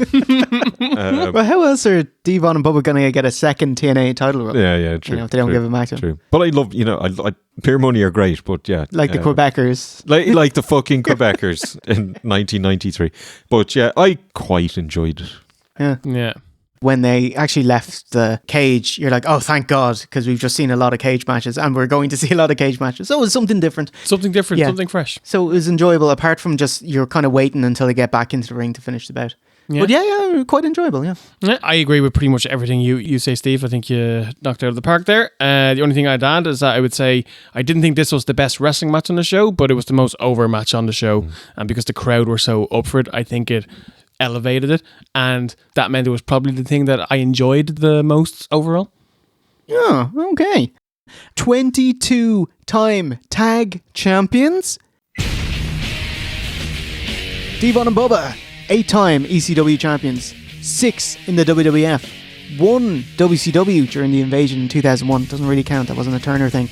During the brand split, 2-time WWE Raw World Champions in 2003. And 1-time WWE SmackDown Tag Champions in 2004. In TNA, 1-time NWA Tag Champions in 2007, back when they were still affiliated. And then they had the name change in May 2007, so they became the inaugural TNA Tag Champions. Hold on a second. Are you saying that they're counting those as 2 reigns? Yep. Nah, that's not. That's bullshit. Hold on. There was different belts. They had new belts. No, it doesn't matter. WWE, I think this was like a couple of years ago. It was when there was a draft and Charlotte and Becky were the respective champions of their brands, and they were both drafted. And rather than just bringing one belt over to the other, they swapped belts. It was during a time where Charlotte was a massive C word and she dropped the belt on purpose, and then Becky fucked her belt at her. Anyway, those title swaps counted as brand new reigns. That's such bullshit. Yeah. 3D won them again here at Lockdown for their second reign. They have 1 New Japan Tag Title Champion reign, which they had the baby belts here from Wrestle Kingdom 3. That's 22. 23rd, they get a second TNA Tag Title run in October. And spoilers. Just for completion, they were also 1-time Hustle Super Tag Champions in 2006 and 1 Squared Circle Wrestling, not the t-shirt brand, from Syracuse in 2014. But they're both indies, so that doesn't count. But 25 tag titles altogether. Actually, what does Booker T have to say about this? He was on commentary. Oh, yeah. Where he didn't count the ECW titles because they were an indie fed. So he was like, yeah, he's saying 22 Jeremy, I see. I think it was about 8. You're going to keep going around independence all your life. The 20-some-time tag team champions, when really it's probably about 8. That got beat 20 times. It's probably only about 8 really legitimate titles, those ECW independent. Backstage, a happy and confident Kurt Angle is interviewed by JB. Kurt lists off the naysaying of the Mafia members, Booker losing his Legends belt to AJ, Steiner being injured, Nash being out with a staph infection. But the front line work on what ifs, not what is happening. But I'll tell you a secret, JB. You win with your head, not with your heart. That's pretty great. Just a shout out to JB, who didn't interject into it. He just let Kurt Angle cut the promo. Like, he silently stood there letting Kurt cut his promo, as opposed to Mean Gene, who'd constantly interject, and he'd be part of the promo going back and forth. And that was fine if you're doing a kind of cartoony comedy, happy time thing, but this is supposed to be dead serious. And so he let Kurt do his thing. So yeah, thumbs up, JB. He's very good. He is. He's no Sean Mooney though, Steve. I don't think I've seen JB take a shoulder charge. Bye, Barbarian.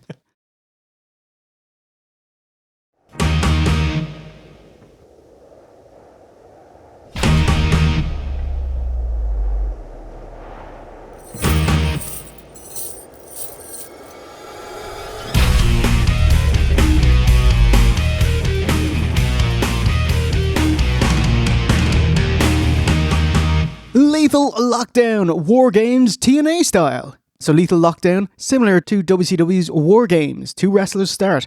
Then after 5 minutes, it's a new wrestler every 2 minutes, alternating team members until everyone's in and we get the cage lid lowering with all the gimmick weapons, baby. And Lethal Lockdown begins. 8 guitars. Actually, just what it should be. Yeah. Why not? In WCW with the Triple Cage, they did have a guitar room. Yes. And it's going to be interesting watching him here tonight. It's Kurt and Daniels spending 5 minutes wrestling together to kick off. Daniels rapidly applies a tight side headlock. Angle tries to escape by reversing it into a back body drop, but Daniels tenaciously keeps it on. So he charges Daniels' head into the top turnbuckle. Solid. Fallen Angel hits a jumping stomp while holding the hands. Looks great. I don't know if I've ever seen that before. Self rock bottom into Koji clutch. Fantastic combo. And it's time for entrant number 3, King Booker, to break it up. Angle. He's not realizing that Booker T just hit the ring. TNA vehemently says it was a sound strategy of Daniels to keep the Koji clutch on, to deal more damage to Kurt as Booker T beats him up for the duration. Putting him in himself in a prone position. So dumb. I also love, I've never seen a human walk slower than Booker T to the ring while his mate and captain of his faction is in a fucking submission maneuver, possibly getting injured. AJ's out next. Tandem Fallen Angel back body drop into phenomenal clothesline down. Lovely teamwork. AJ and Daniels tagged in 2006, having 2 short runs as tag champions. They actually have their very own knockoff China, Jamie D, a Canadian, aka Serelda, neutralizing Gail Kim's offense. So it's like, hey, I'm blonde and I don't have wrestling gear. Ha! You know? Like out of the crowd kind of job, wasn't it? Yeah, a bit of that. Can you give us a bit of Steiner's theme tune there? Ding, ding, ding, ding. It's Main Event Mafia, Steiner's. The siren, like. Oh, sorry. Yeah. You know why they call me Big Papa? Yeah, Steiner lines and Scotty blows himself up with some cool spots. Brett's rope German to Daniels and AJ. Head in my crotch. Frankensteiner. A little Frankensteiner. Probably the second biggest pop of the entire night. Yep. Booker asked Steiner to do the press up heel flex spot and Scotty fucking loves it because he's like, hey, you're going to do the presses? And he's like, yeah, let's do it. Yeah. Having the crack. Brilliant. Just in time for Nation of Violence, Samoa Joe. As Joe doesn't come out straight away, he's busy talking to a curtain. Yeah, lots of mumbling. Did you pick up on what he was saying? Yeah, don't worry, I won't do the job that quickly. Did I hear what he said? Large pizza, double pep turbo. Very good. Garlic bread as well. Yeah. Oh, by the way, talking to the curtain, I was like, it dawned on me who it is. I was like, I can't wait. Joe spent so long between ordering his pizza and and getting down to the ring that by the time he hit the ring, the counter was down to 1 minute for the next person to come out. Yeah. Fucking ridiculous. No intro hook. Kevin Nash is out next, hobbling to the ring. Joe immediately out to him, despite smashing his face with the steel cage door and his injured elbow so heavily protected. Nashy comes out on top. God, the front line are so sad. Now, I do like that the heels constantly have the advantage 2-on-1, 3-on-2, 4-on-3, but didn't escape my attention that Nashi picked the absolute laziest position. He was last out for the Main Event Mafia. Best moonsault ever! And then Jarrett is in, and now Lethal Lockdown with all the weapon gimmicks can literally be up for grabs, baby. I don't know what happened there. What happened at the end? I don't know. We get a barf vision. You didn't like the Team 3D split screen. How did you feel? Oh my God, with the cake that's cut up into the different pieces. The Brady Bunch view, wasn't it? Yes. Brilliant. Yeah. But it was just to show it. They weren't actually taking it seriously. It was preposterous. Angle sneakily goes to the top of the cage. AJ comes after him. I was like, oh, watching this, two fucking madmen. What are you going to do? If anyone's going to be up for a crazy stunt with Angle, it's AJ. But Angle escapes back down. Angle slams Jarrett and celebrates with the Mafia. AJ sees an opening, a strategic one. There's no hole in the roof. But he makes one. What the world? Oh my God! AJ Styles went crashing right through the top of the cage. Insane. And it looked amazing. He didn't land the best. No one caught him. No, but it still looked fucking great. It was an insane spot that got a huge pop and it was crazy, but it's not worth it, AJ, for 40,000 people buying your show, mate. It's insane that he's still wrestling at such a high level in 2024. It is. It's crazy. Like, because he had loads of injuries in, like, New Japan, and he came to WWE with them. He went straight to work. Yep. And bumped his arse off. You wouldn't even know it. Did he, when he jumped through, did he, like, hit his arm off the cage? He clipped it? I think he did it on purpose. I think he, like, clapped it going down. It's not like your greatsword that would just clip through the... your shields on your back. Yeah. He hit off it. Sorry, well, Elden ringing. Sorry. Muscle Buster, axe kick. Jarrett, woo! It's AJ by accident with the chair. Or was it?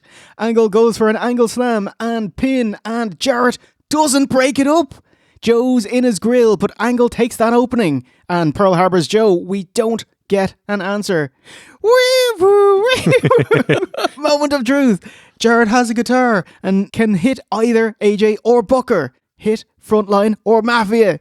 Chooses the goodies. Oh, it's been in his heart the entire... And AJ, 1, 2, 3, gets the pin, and the Frontline prevail in 23 minutes. AJ cover! 2, 3, now you're going to question it! Celebrate for... Yeah, actually, just pause it there before anything else. What do you think of this match? Can't believe it was 23 minutes. It didn't feel like that because it didn't feel like a lot happened other than AJ's spot. You know, in the couple of minutes that Kurt and AJ were on top of the cage. And Joe ordering the pizza. Like, why didn't the guy on the little moped come out with the pizza? Celebrate with them? But, you know, other than that, okay, then the big decision at the end with Jarrett and the guitar, but otherwise, don't know, lads. I mean, I can't really remember a lot of it. It's certainly not one of the good ones. I was bored out of my tree watching this. I felt that the opening 5 minutes was too long, and then every 2 minutes was too short. Can we just not meet in the middle and have like 3 minute gaps, you know? It was a really long match where nothing happened. Other than AJ diving through a cage. This is probably the worst lethal lockdown that there's been. Worst lethal lockdown so far. Yeah, unfortunately, I would agree with you. Not very memorable in the build or the execution. But AJ, you crazy fucker, what are you doing? Good stuff, though. Oh, celebrate for 28 seconds and... Pack your bags! Pack your bags! What's going on?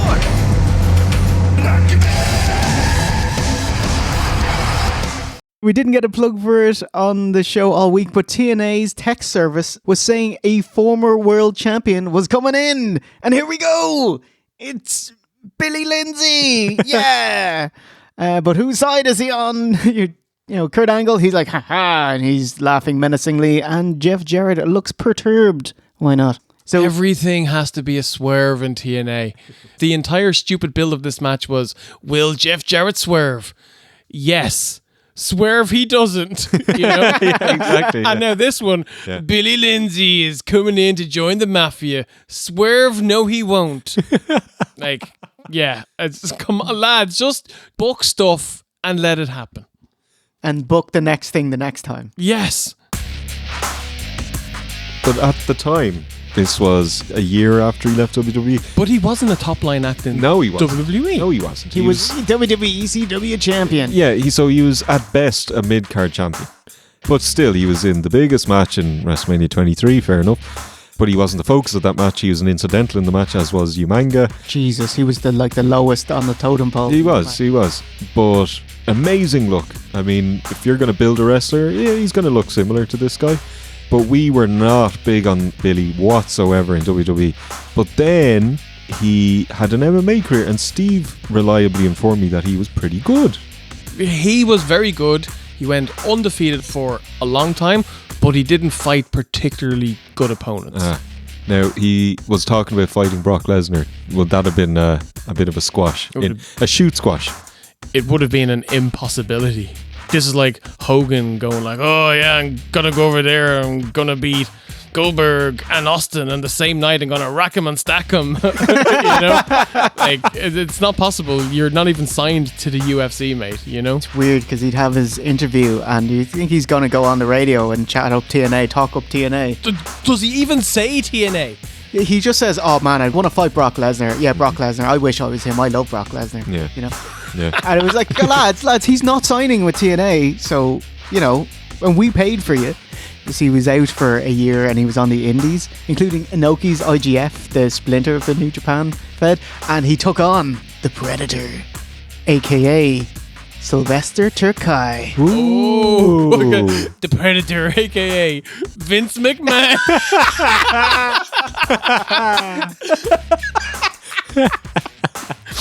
Oh, brilliant, brilliant. Come on out, you rapist! Wow.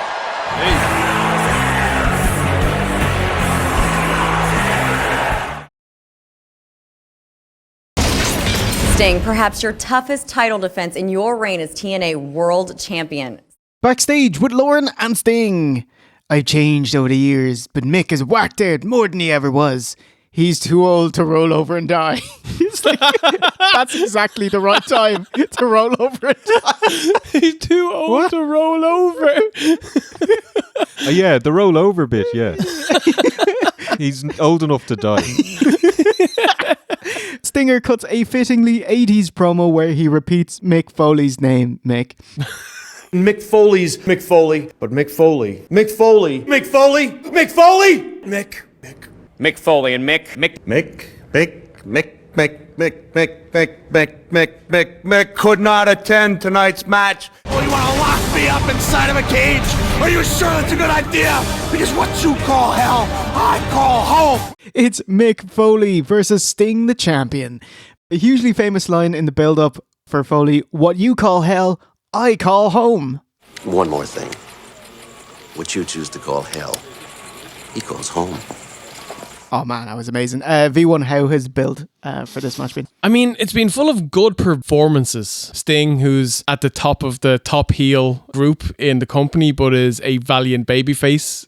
Mick Foley, who was brought in as the babyface executive CEO of the company, has now turned heel.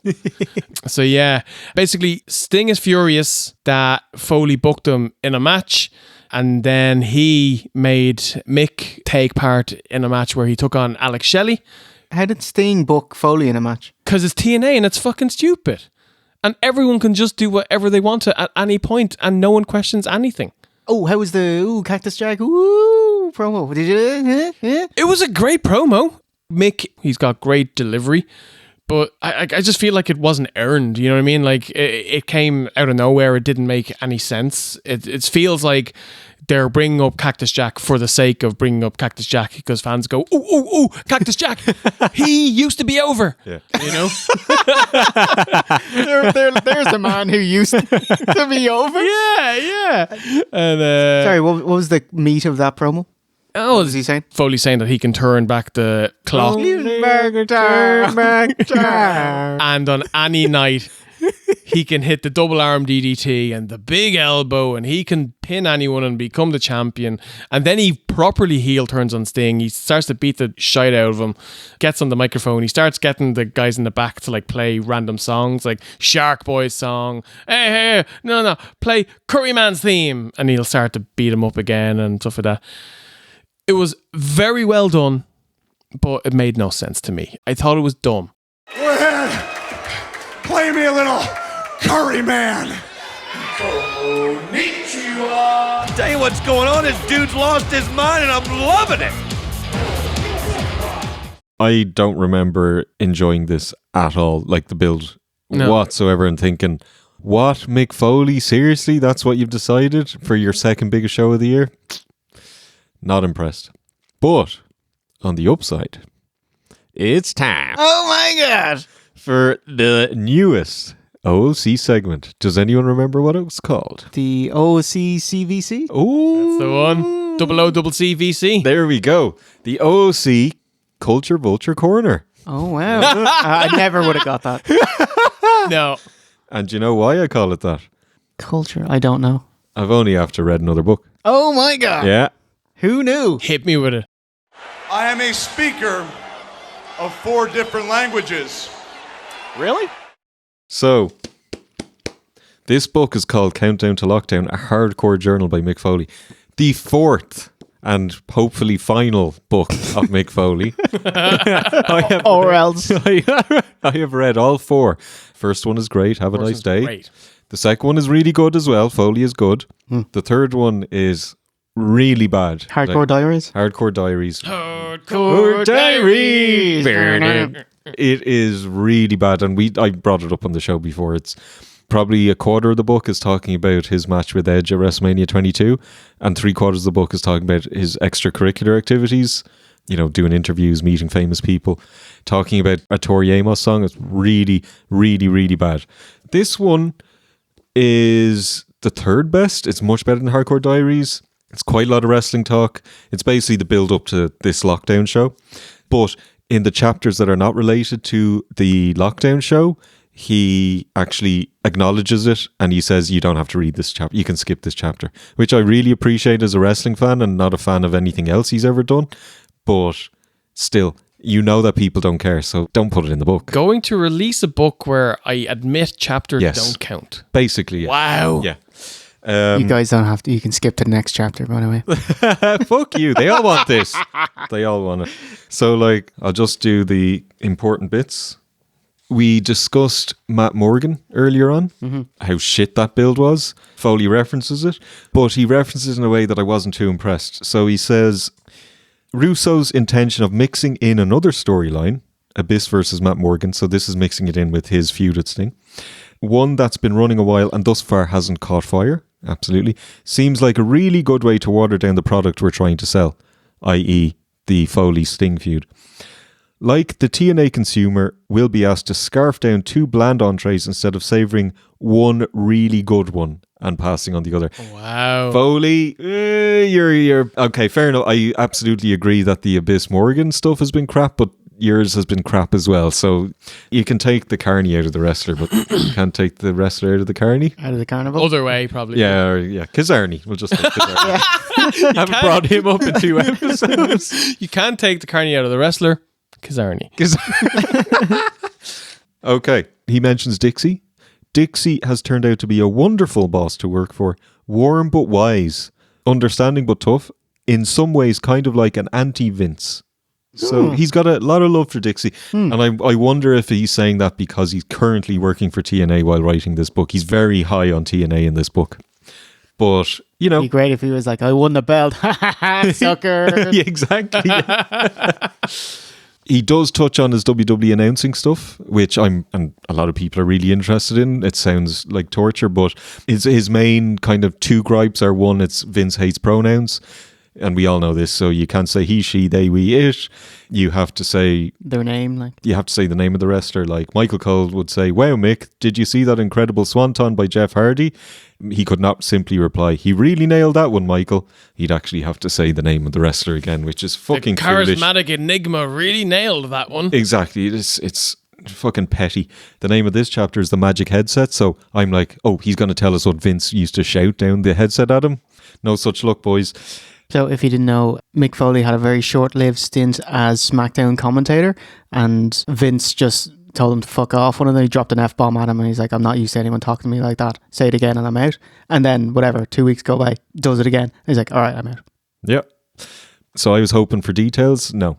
So he says, look, I know this is where some people expect to hear every word spoken to me, every magical F-bomb thrown my way. Those people are going to be disappointed. So he hints at it, doesn't go into any detail, so pointless. Yeah. We know this already. We can't see it through the book, but there was a knowing glance. Yeah, Mick did the knowing glance. Yeah, exactly. But Mick, he's obviously got it in the back of his mind that he's hoping to get a Legends contract one day, so he can't say anything too disparaging. Unfortunately. Oh yeah, this was really interesting actually. he talks about his pay, the pay that he received as an announcer.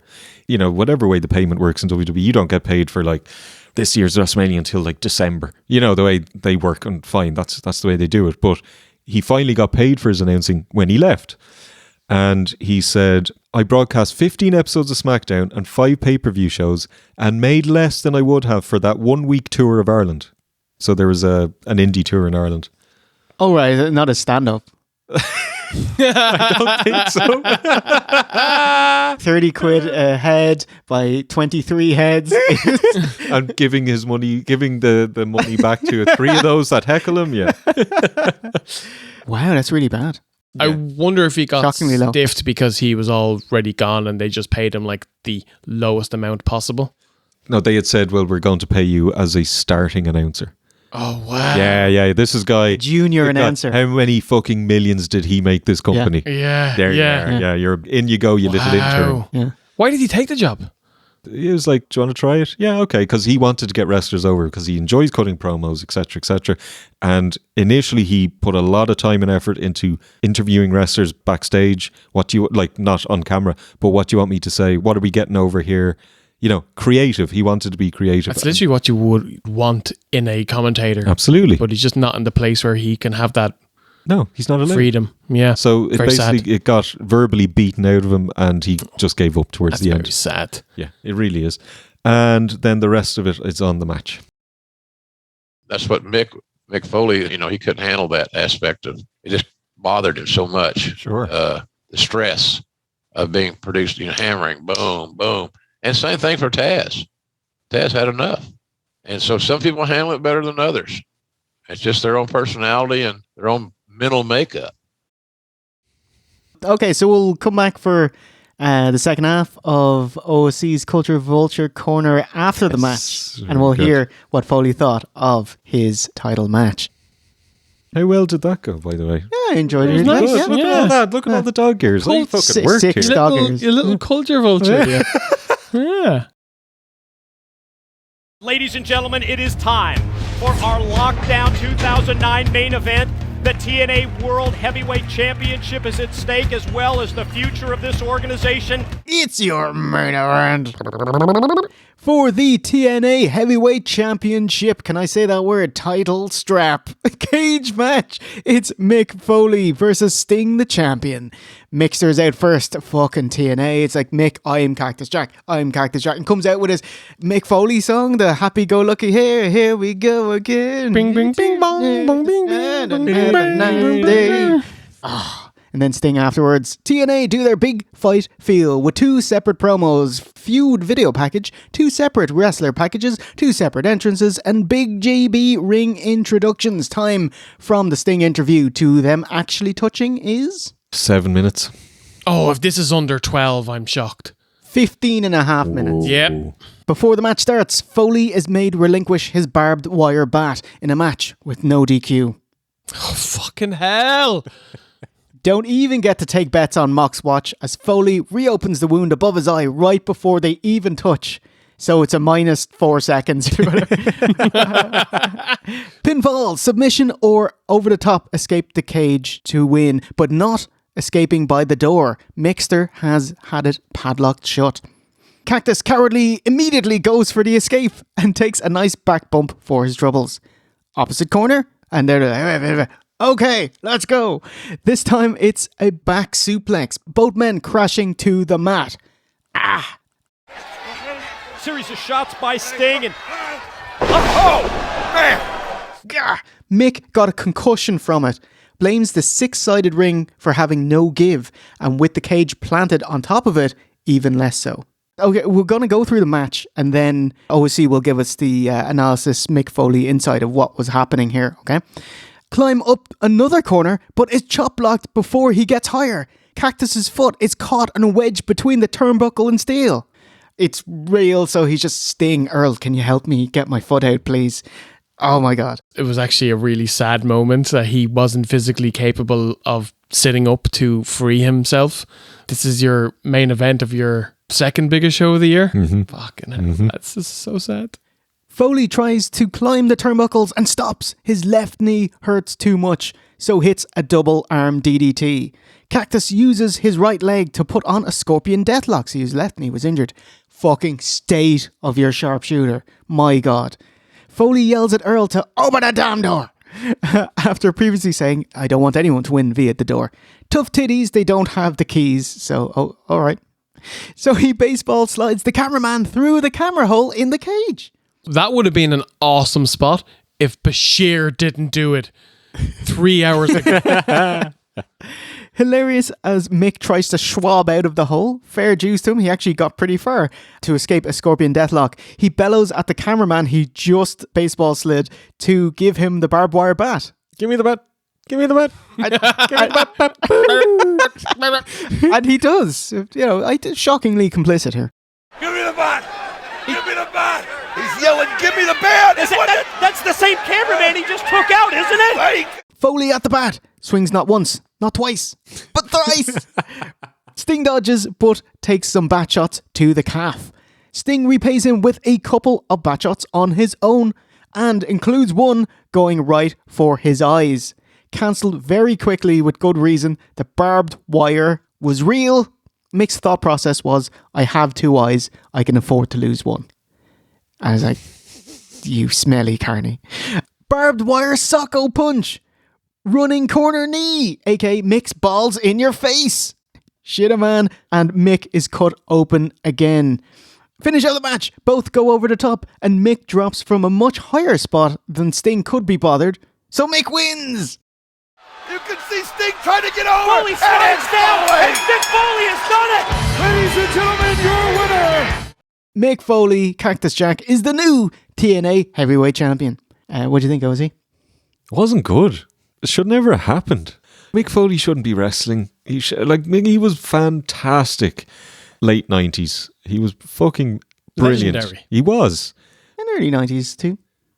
I haven't seen much of his stuff from the early 90s, but like in terms of his Mankind stuff, he was fucking brilliant. I've hornswoggled with a couple of matches on You fucking tricked me there, yeah. But but yeah, my favourite match of all time is the Royal Rumble 2000 Street Fight, him and Triple H. Not necessarily for technical ability, but the story told, and me looking at two lads not wrestling the style that I enjoy, but still being gripped for 20 minutes or whatever it was. Then he had a pretty bad No Way Out match, Hell in a Cell against Triple H a month later. Shouldn't have wrestled at WrestleMania 2000, but did. That was woeful for everyone involved, not because of him, but the match was terrible. Came back 2004. I had a bad match, tag team match with The Rock against Evolution at WrestleMania 20, but followed up by some good stuff with Randy Orton after that. Yeah, it was amazing.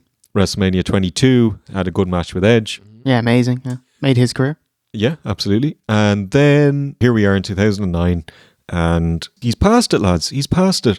And Sting, you can still get a good match out of Sting in 2009. And it's been a while. You can, though. Well, Rhino can't get a good match. AJ couldn't. I suppose. Yeah. AJ can't. It's very difficult. And Joe We'll find out it's Joe.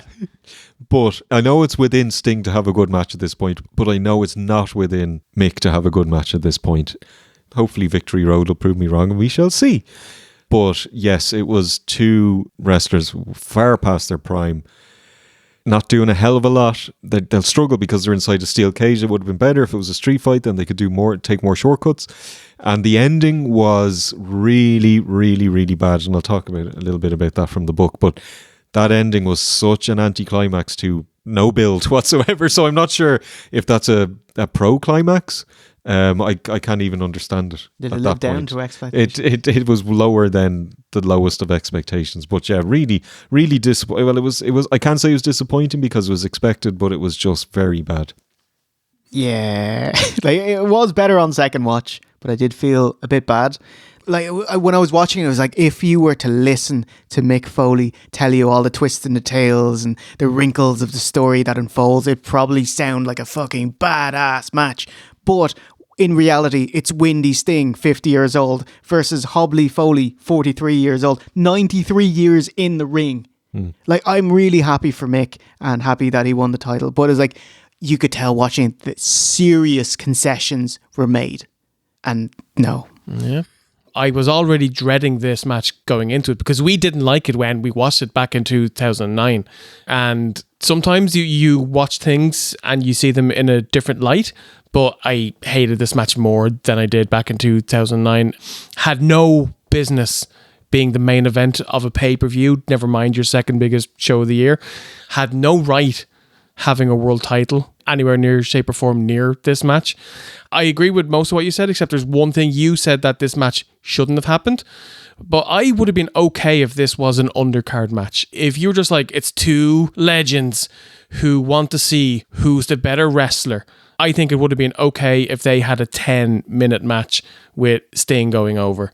But the fact that there was a world title attached to this meant it was farcical. It was two old men ambling around the ring, and they couldn't physically do what they had booked before that bell rang. And I thought it was awful. I hated it, and the crowd didn't give a shit. One of the worst main events in TNA history. If you're saying the undercard, like two legends battle it out in the ring, is that like George the Animal Steel and Greg Valentine? Oh my God, it's not far off it. What's it going to be like now that Mick Foley is World Heavyweight Champion? So, Steve, what does Mick say in his book? Part 2, Culture Vulture swooping in. You know, he kind of ran through the match, but I'm going to just pick out what I found interesting. Yeah. No, I've gone too far. No, there is nothing interesting. Start of the Mick Foley interest. That's it. Oh, dear. So, in terms of him battering himself at the start of the match to bleed Hardaway, he says, I believe this opening spot has worked well. Not so much for the fans, but for me personally. What a performer. Oh my God, he sounds like such a twat. It does indeed remind me of the man I used to be, and the blood flowing fairly freely is a strange motivator / security blanket. So I get his point. He feels he puts him in the zone. And that cost him 25 stitches, by the way. Holy shit, like. I will say, in the Impact next week, he comes out and he cuts a promo and he keeps on pointing to his face and he's like, look at that, 25 big ones, JB, 25 big ones. And it was very entertaining. Yeah. He brings to light a really salient point. He says, I'm at a distinct disadvantage here. You see, I don't actually have a finishing move. Not one that works. Not one that has yielded victories, at least not in this decade. Makes perfect sense. Look, I'm thrilled that WWE and later TNA have done such a good job of portraying me as a legend. In my eyes, they both have allowed fans to view me as a bigger deal than I actually was. But the truth is, a whole generation of fans have most likely never seen me win a match. So it's incredibly tough to produce drama on the level of Michael's Undertaker when not a single move in my arsenal is likely to produce that Pavlovian response. So he's referring to the match at WrestleMania 25. So this is the first Shawn and Undertaker match, which was happening, like a couple of weeks before this pay-per-view, where they had loads of near falls and break. Go on. Oh, it just annoys me because Mick and his promos is like, don't listen to whatever's happening in the different part of April. This is the real match. It was like, shut up about WrestleMania. He regrets that. Yeah. No one's talking about that other wrestling show in April anymore, Stinger. They're talking about Lockdown. Sure, the sock is fun and it's a cheap, easy prop, but it hasn't done much this decade, and the decade's almost up. You know, in terms of trying to build heat in a match, I think he's making sense here in that he can't really have a false finish over Sting because he has no move that would actually create a pinfall. So his only out is to do something else. So resort to hitting him with a bat or, I think he overthought it. Wrestling fans have long memories when it comes to things like that. And his double arm DDT, Mr. Socko, they'd all get a massive pop. Big elbow drop. Yeah. You could slide a chair into the ring and do a double arm DDT on a chair. Yeah. Something like that. Fair enough. Okay, so then he references his little mishap where he says, I attempt to escape once again, and this is where things very nearly take a real-life, serious turn for the worse for me. I'm once again at the second turnbuckle when Sting cuts me off, this time with a stinger splash to the back of my knees. This is a new twist on a patented move, and it's a creative cut-off spot. But as I fall, my toes become wedged into a hole in the mesh, and my body falls, leaving my ankle and knee torqued at hideous angles. I feel the strain on my ACL and it feels like it's about to pop. I literally scream for help, but both Sting and referee Earl Hebner, along with all of the wrestlers backstage, think it's just old Cactus reaching into his deep bag of tricks. Wow, how did he do that? Boy, are they giving me too much credit. So he wasn't happy with himself there. Like he actually screwed up his knee on that spot. Like his limping afterwards was real. That really sucks. Yeah. So in terms of the finish, which, as I said, when I was watching it, I was thinking, why did it happen this way? This is strange. So he explains it. I guess I'd better hurry. There are all of 40 seconds left before lockdown is history. Earl Hebner is practically begging us to take this baby home. But I've got one more move left to me. It's a classic Foley running knee, in which I don't really connect with my knee at all, but knee sounds so much cooler than flaccid inner thigh. This knee is a little special, however. I dropped the bat down at the last second, so the bat, not the flaccid Foley thigh, makes contact with the stinger. Ooh, even those heartless bastards in Philadelphia felt that one. And with good reason, as a laceration requiring 16 stitches opens up immediately over my right eyebrow. What the heck? You see, in all the hundreds of instances where I charged in with the knee, I never had a steel cage to stop my momentum. Look, here comes a charging Foley. See, there's my head bouncing off a steel bar. Down goes Foley. In go 16 big ones, 16 bad boys, 16 stitcheroonies. I had hoped to pull off a move so devastating that even a physically exhausted has-been with bad knees like me could have the time needed to mount one last valiant climbing effort, which would have been perfect if I just had a little time to spare. But I'm down to 20 seconds. I might need to forsake the drama of a slow climb in favour of a quick exit. And then he says, the TNA World Heavyweight Championship belt is handed to me. I give the belt a kiss and cut her off the ear. Where we finished the match with literally seconds to spare.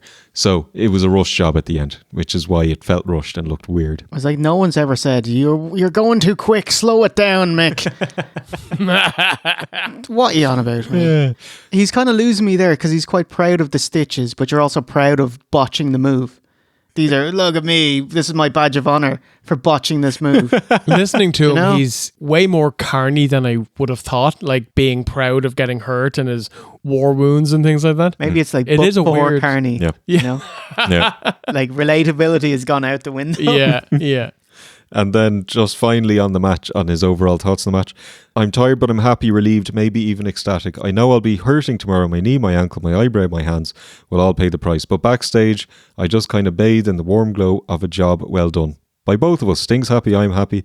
In a moment of most sincere sappiness, he thanks me, I thank him. There are a few awkward hugs, maybe even an ultra manly I love you, brother. So, job well done, boys. Job well done, according to him.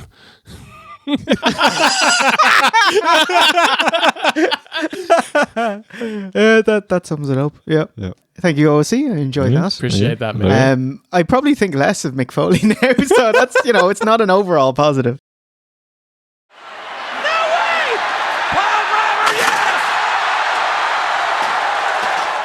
All things considered, I thought it was a good book.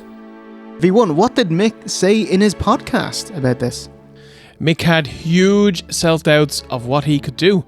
His agreement was for 3 pay-per-view matches a year, but that ended up not being the case. He had 19 matches in total in 2009, 8 of which were on pay-per-view. His first few matches felt like he had lost a step, and that it was obvious. He'd tried to lose some weight and tried to get his cardio up, but his back was completely fucked. It hindered pretty much every workout he'd try. He described the feeling after using a quad press, pardon the language, as if someone pulled open his ass, poured hot water down the hole. Oh my God. He said the pain he was in was a 10. For reference, when Foley's ear was ripped off, he described that as a 4. Jesus wow. Christ. Turns out he had progressive scoliosis, that the curvature of his spine was causing all sorts of issues with his bones, muscles and nerves, and so the answer was to get as creative as possible for his matches. Okay, makes sense. Jeez, that's horrible. Despite the general consensus, Mick is proud of his match with Sting. He was happy with the match. Sting was happy with the match. It was hugely daunting to have the 2 least athletic guys on the show, Foley and Sting, and go last, after 8 other cage matches where everything else has been done. Despite all this, he looks back very fondly on this time period. including the promos, the build, the bout, one of the best experiences of his career. After all he's gone through, he wants to have one last hardcore bout for his 60th and planning to lose 100 pounds. Now, best of luck to you. Mick, don't. No. Mick, don't. Listen. Jesus, mate. He can do two things. Walk and brawl. He'll be fine. As WWE would say, leave the memories alone. Yep. The memories alone. No, he's trying to put Jerry back in the belly button. Look at the elbow. Oh, man. Foley. He Elbow drop from the top of the cage.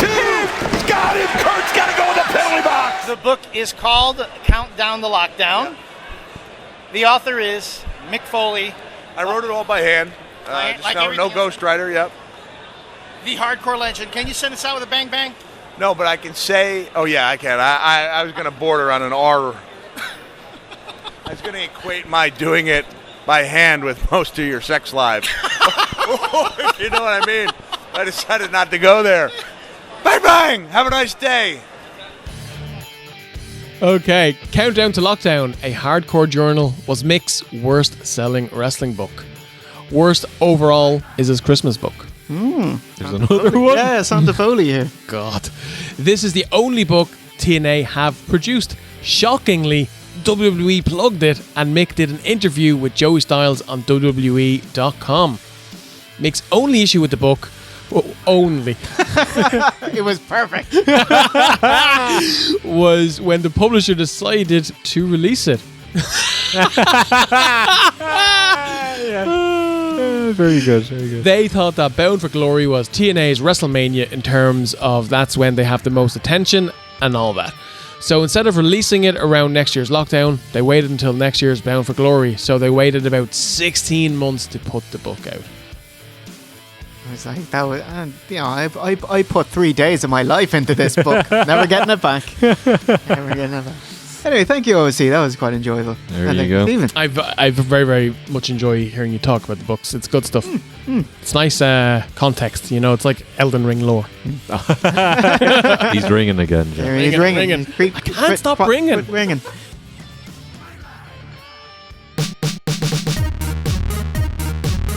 So that does it for a bumper whopper edition of Lockdown 2009 with an extra Brucey bonus CVC, a BACVC. Leading up to the CVC. OC. First CYOCC. Thank you, mate. It was very enjoyable. Hey, sir. Look, anything for you, Jeff. Apart from don't ask me to do it again. Or impact review. How about that? Fuck you. V1, how'd you find that, mate? The show was awful. The show was bad. Talking about it with you guys, good crack. Oh, well, that's because Lockdown is on the books.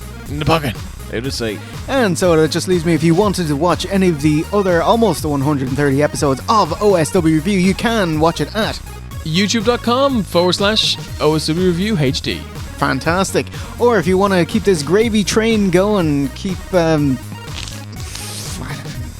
got nothing. I'm out. Why? 100 and how many episodes and you're... I'm flummoxed. You bought everything? Yeah, I have everything now.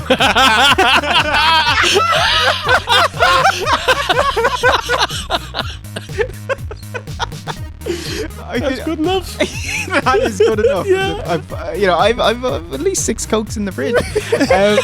If you want us to get another 12-pack of Cokes, you can send us a couple of bucks at nuggeryou.oswreview.com. And that just leaves us enough time to say it's a goodbye from V1. Take a boo. OSE.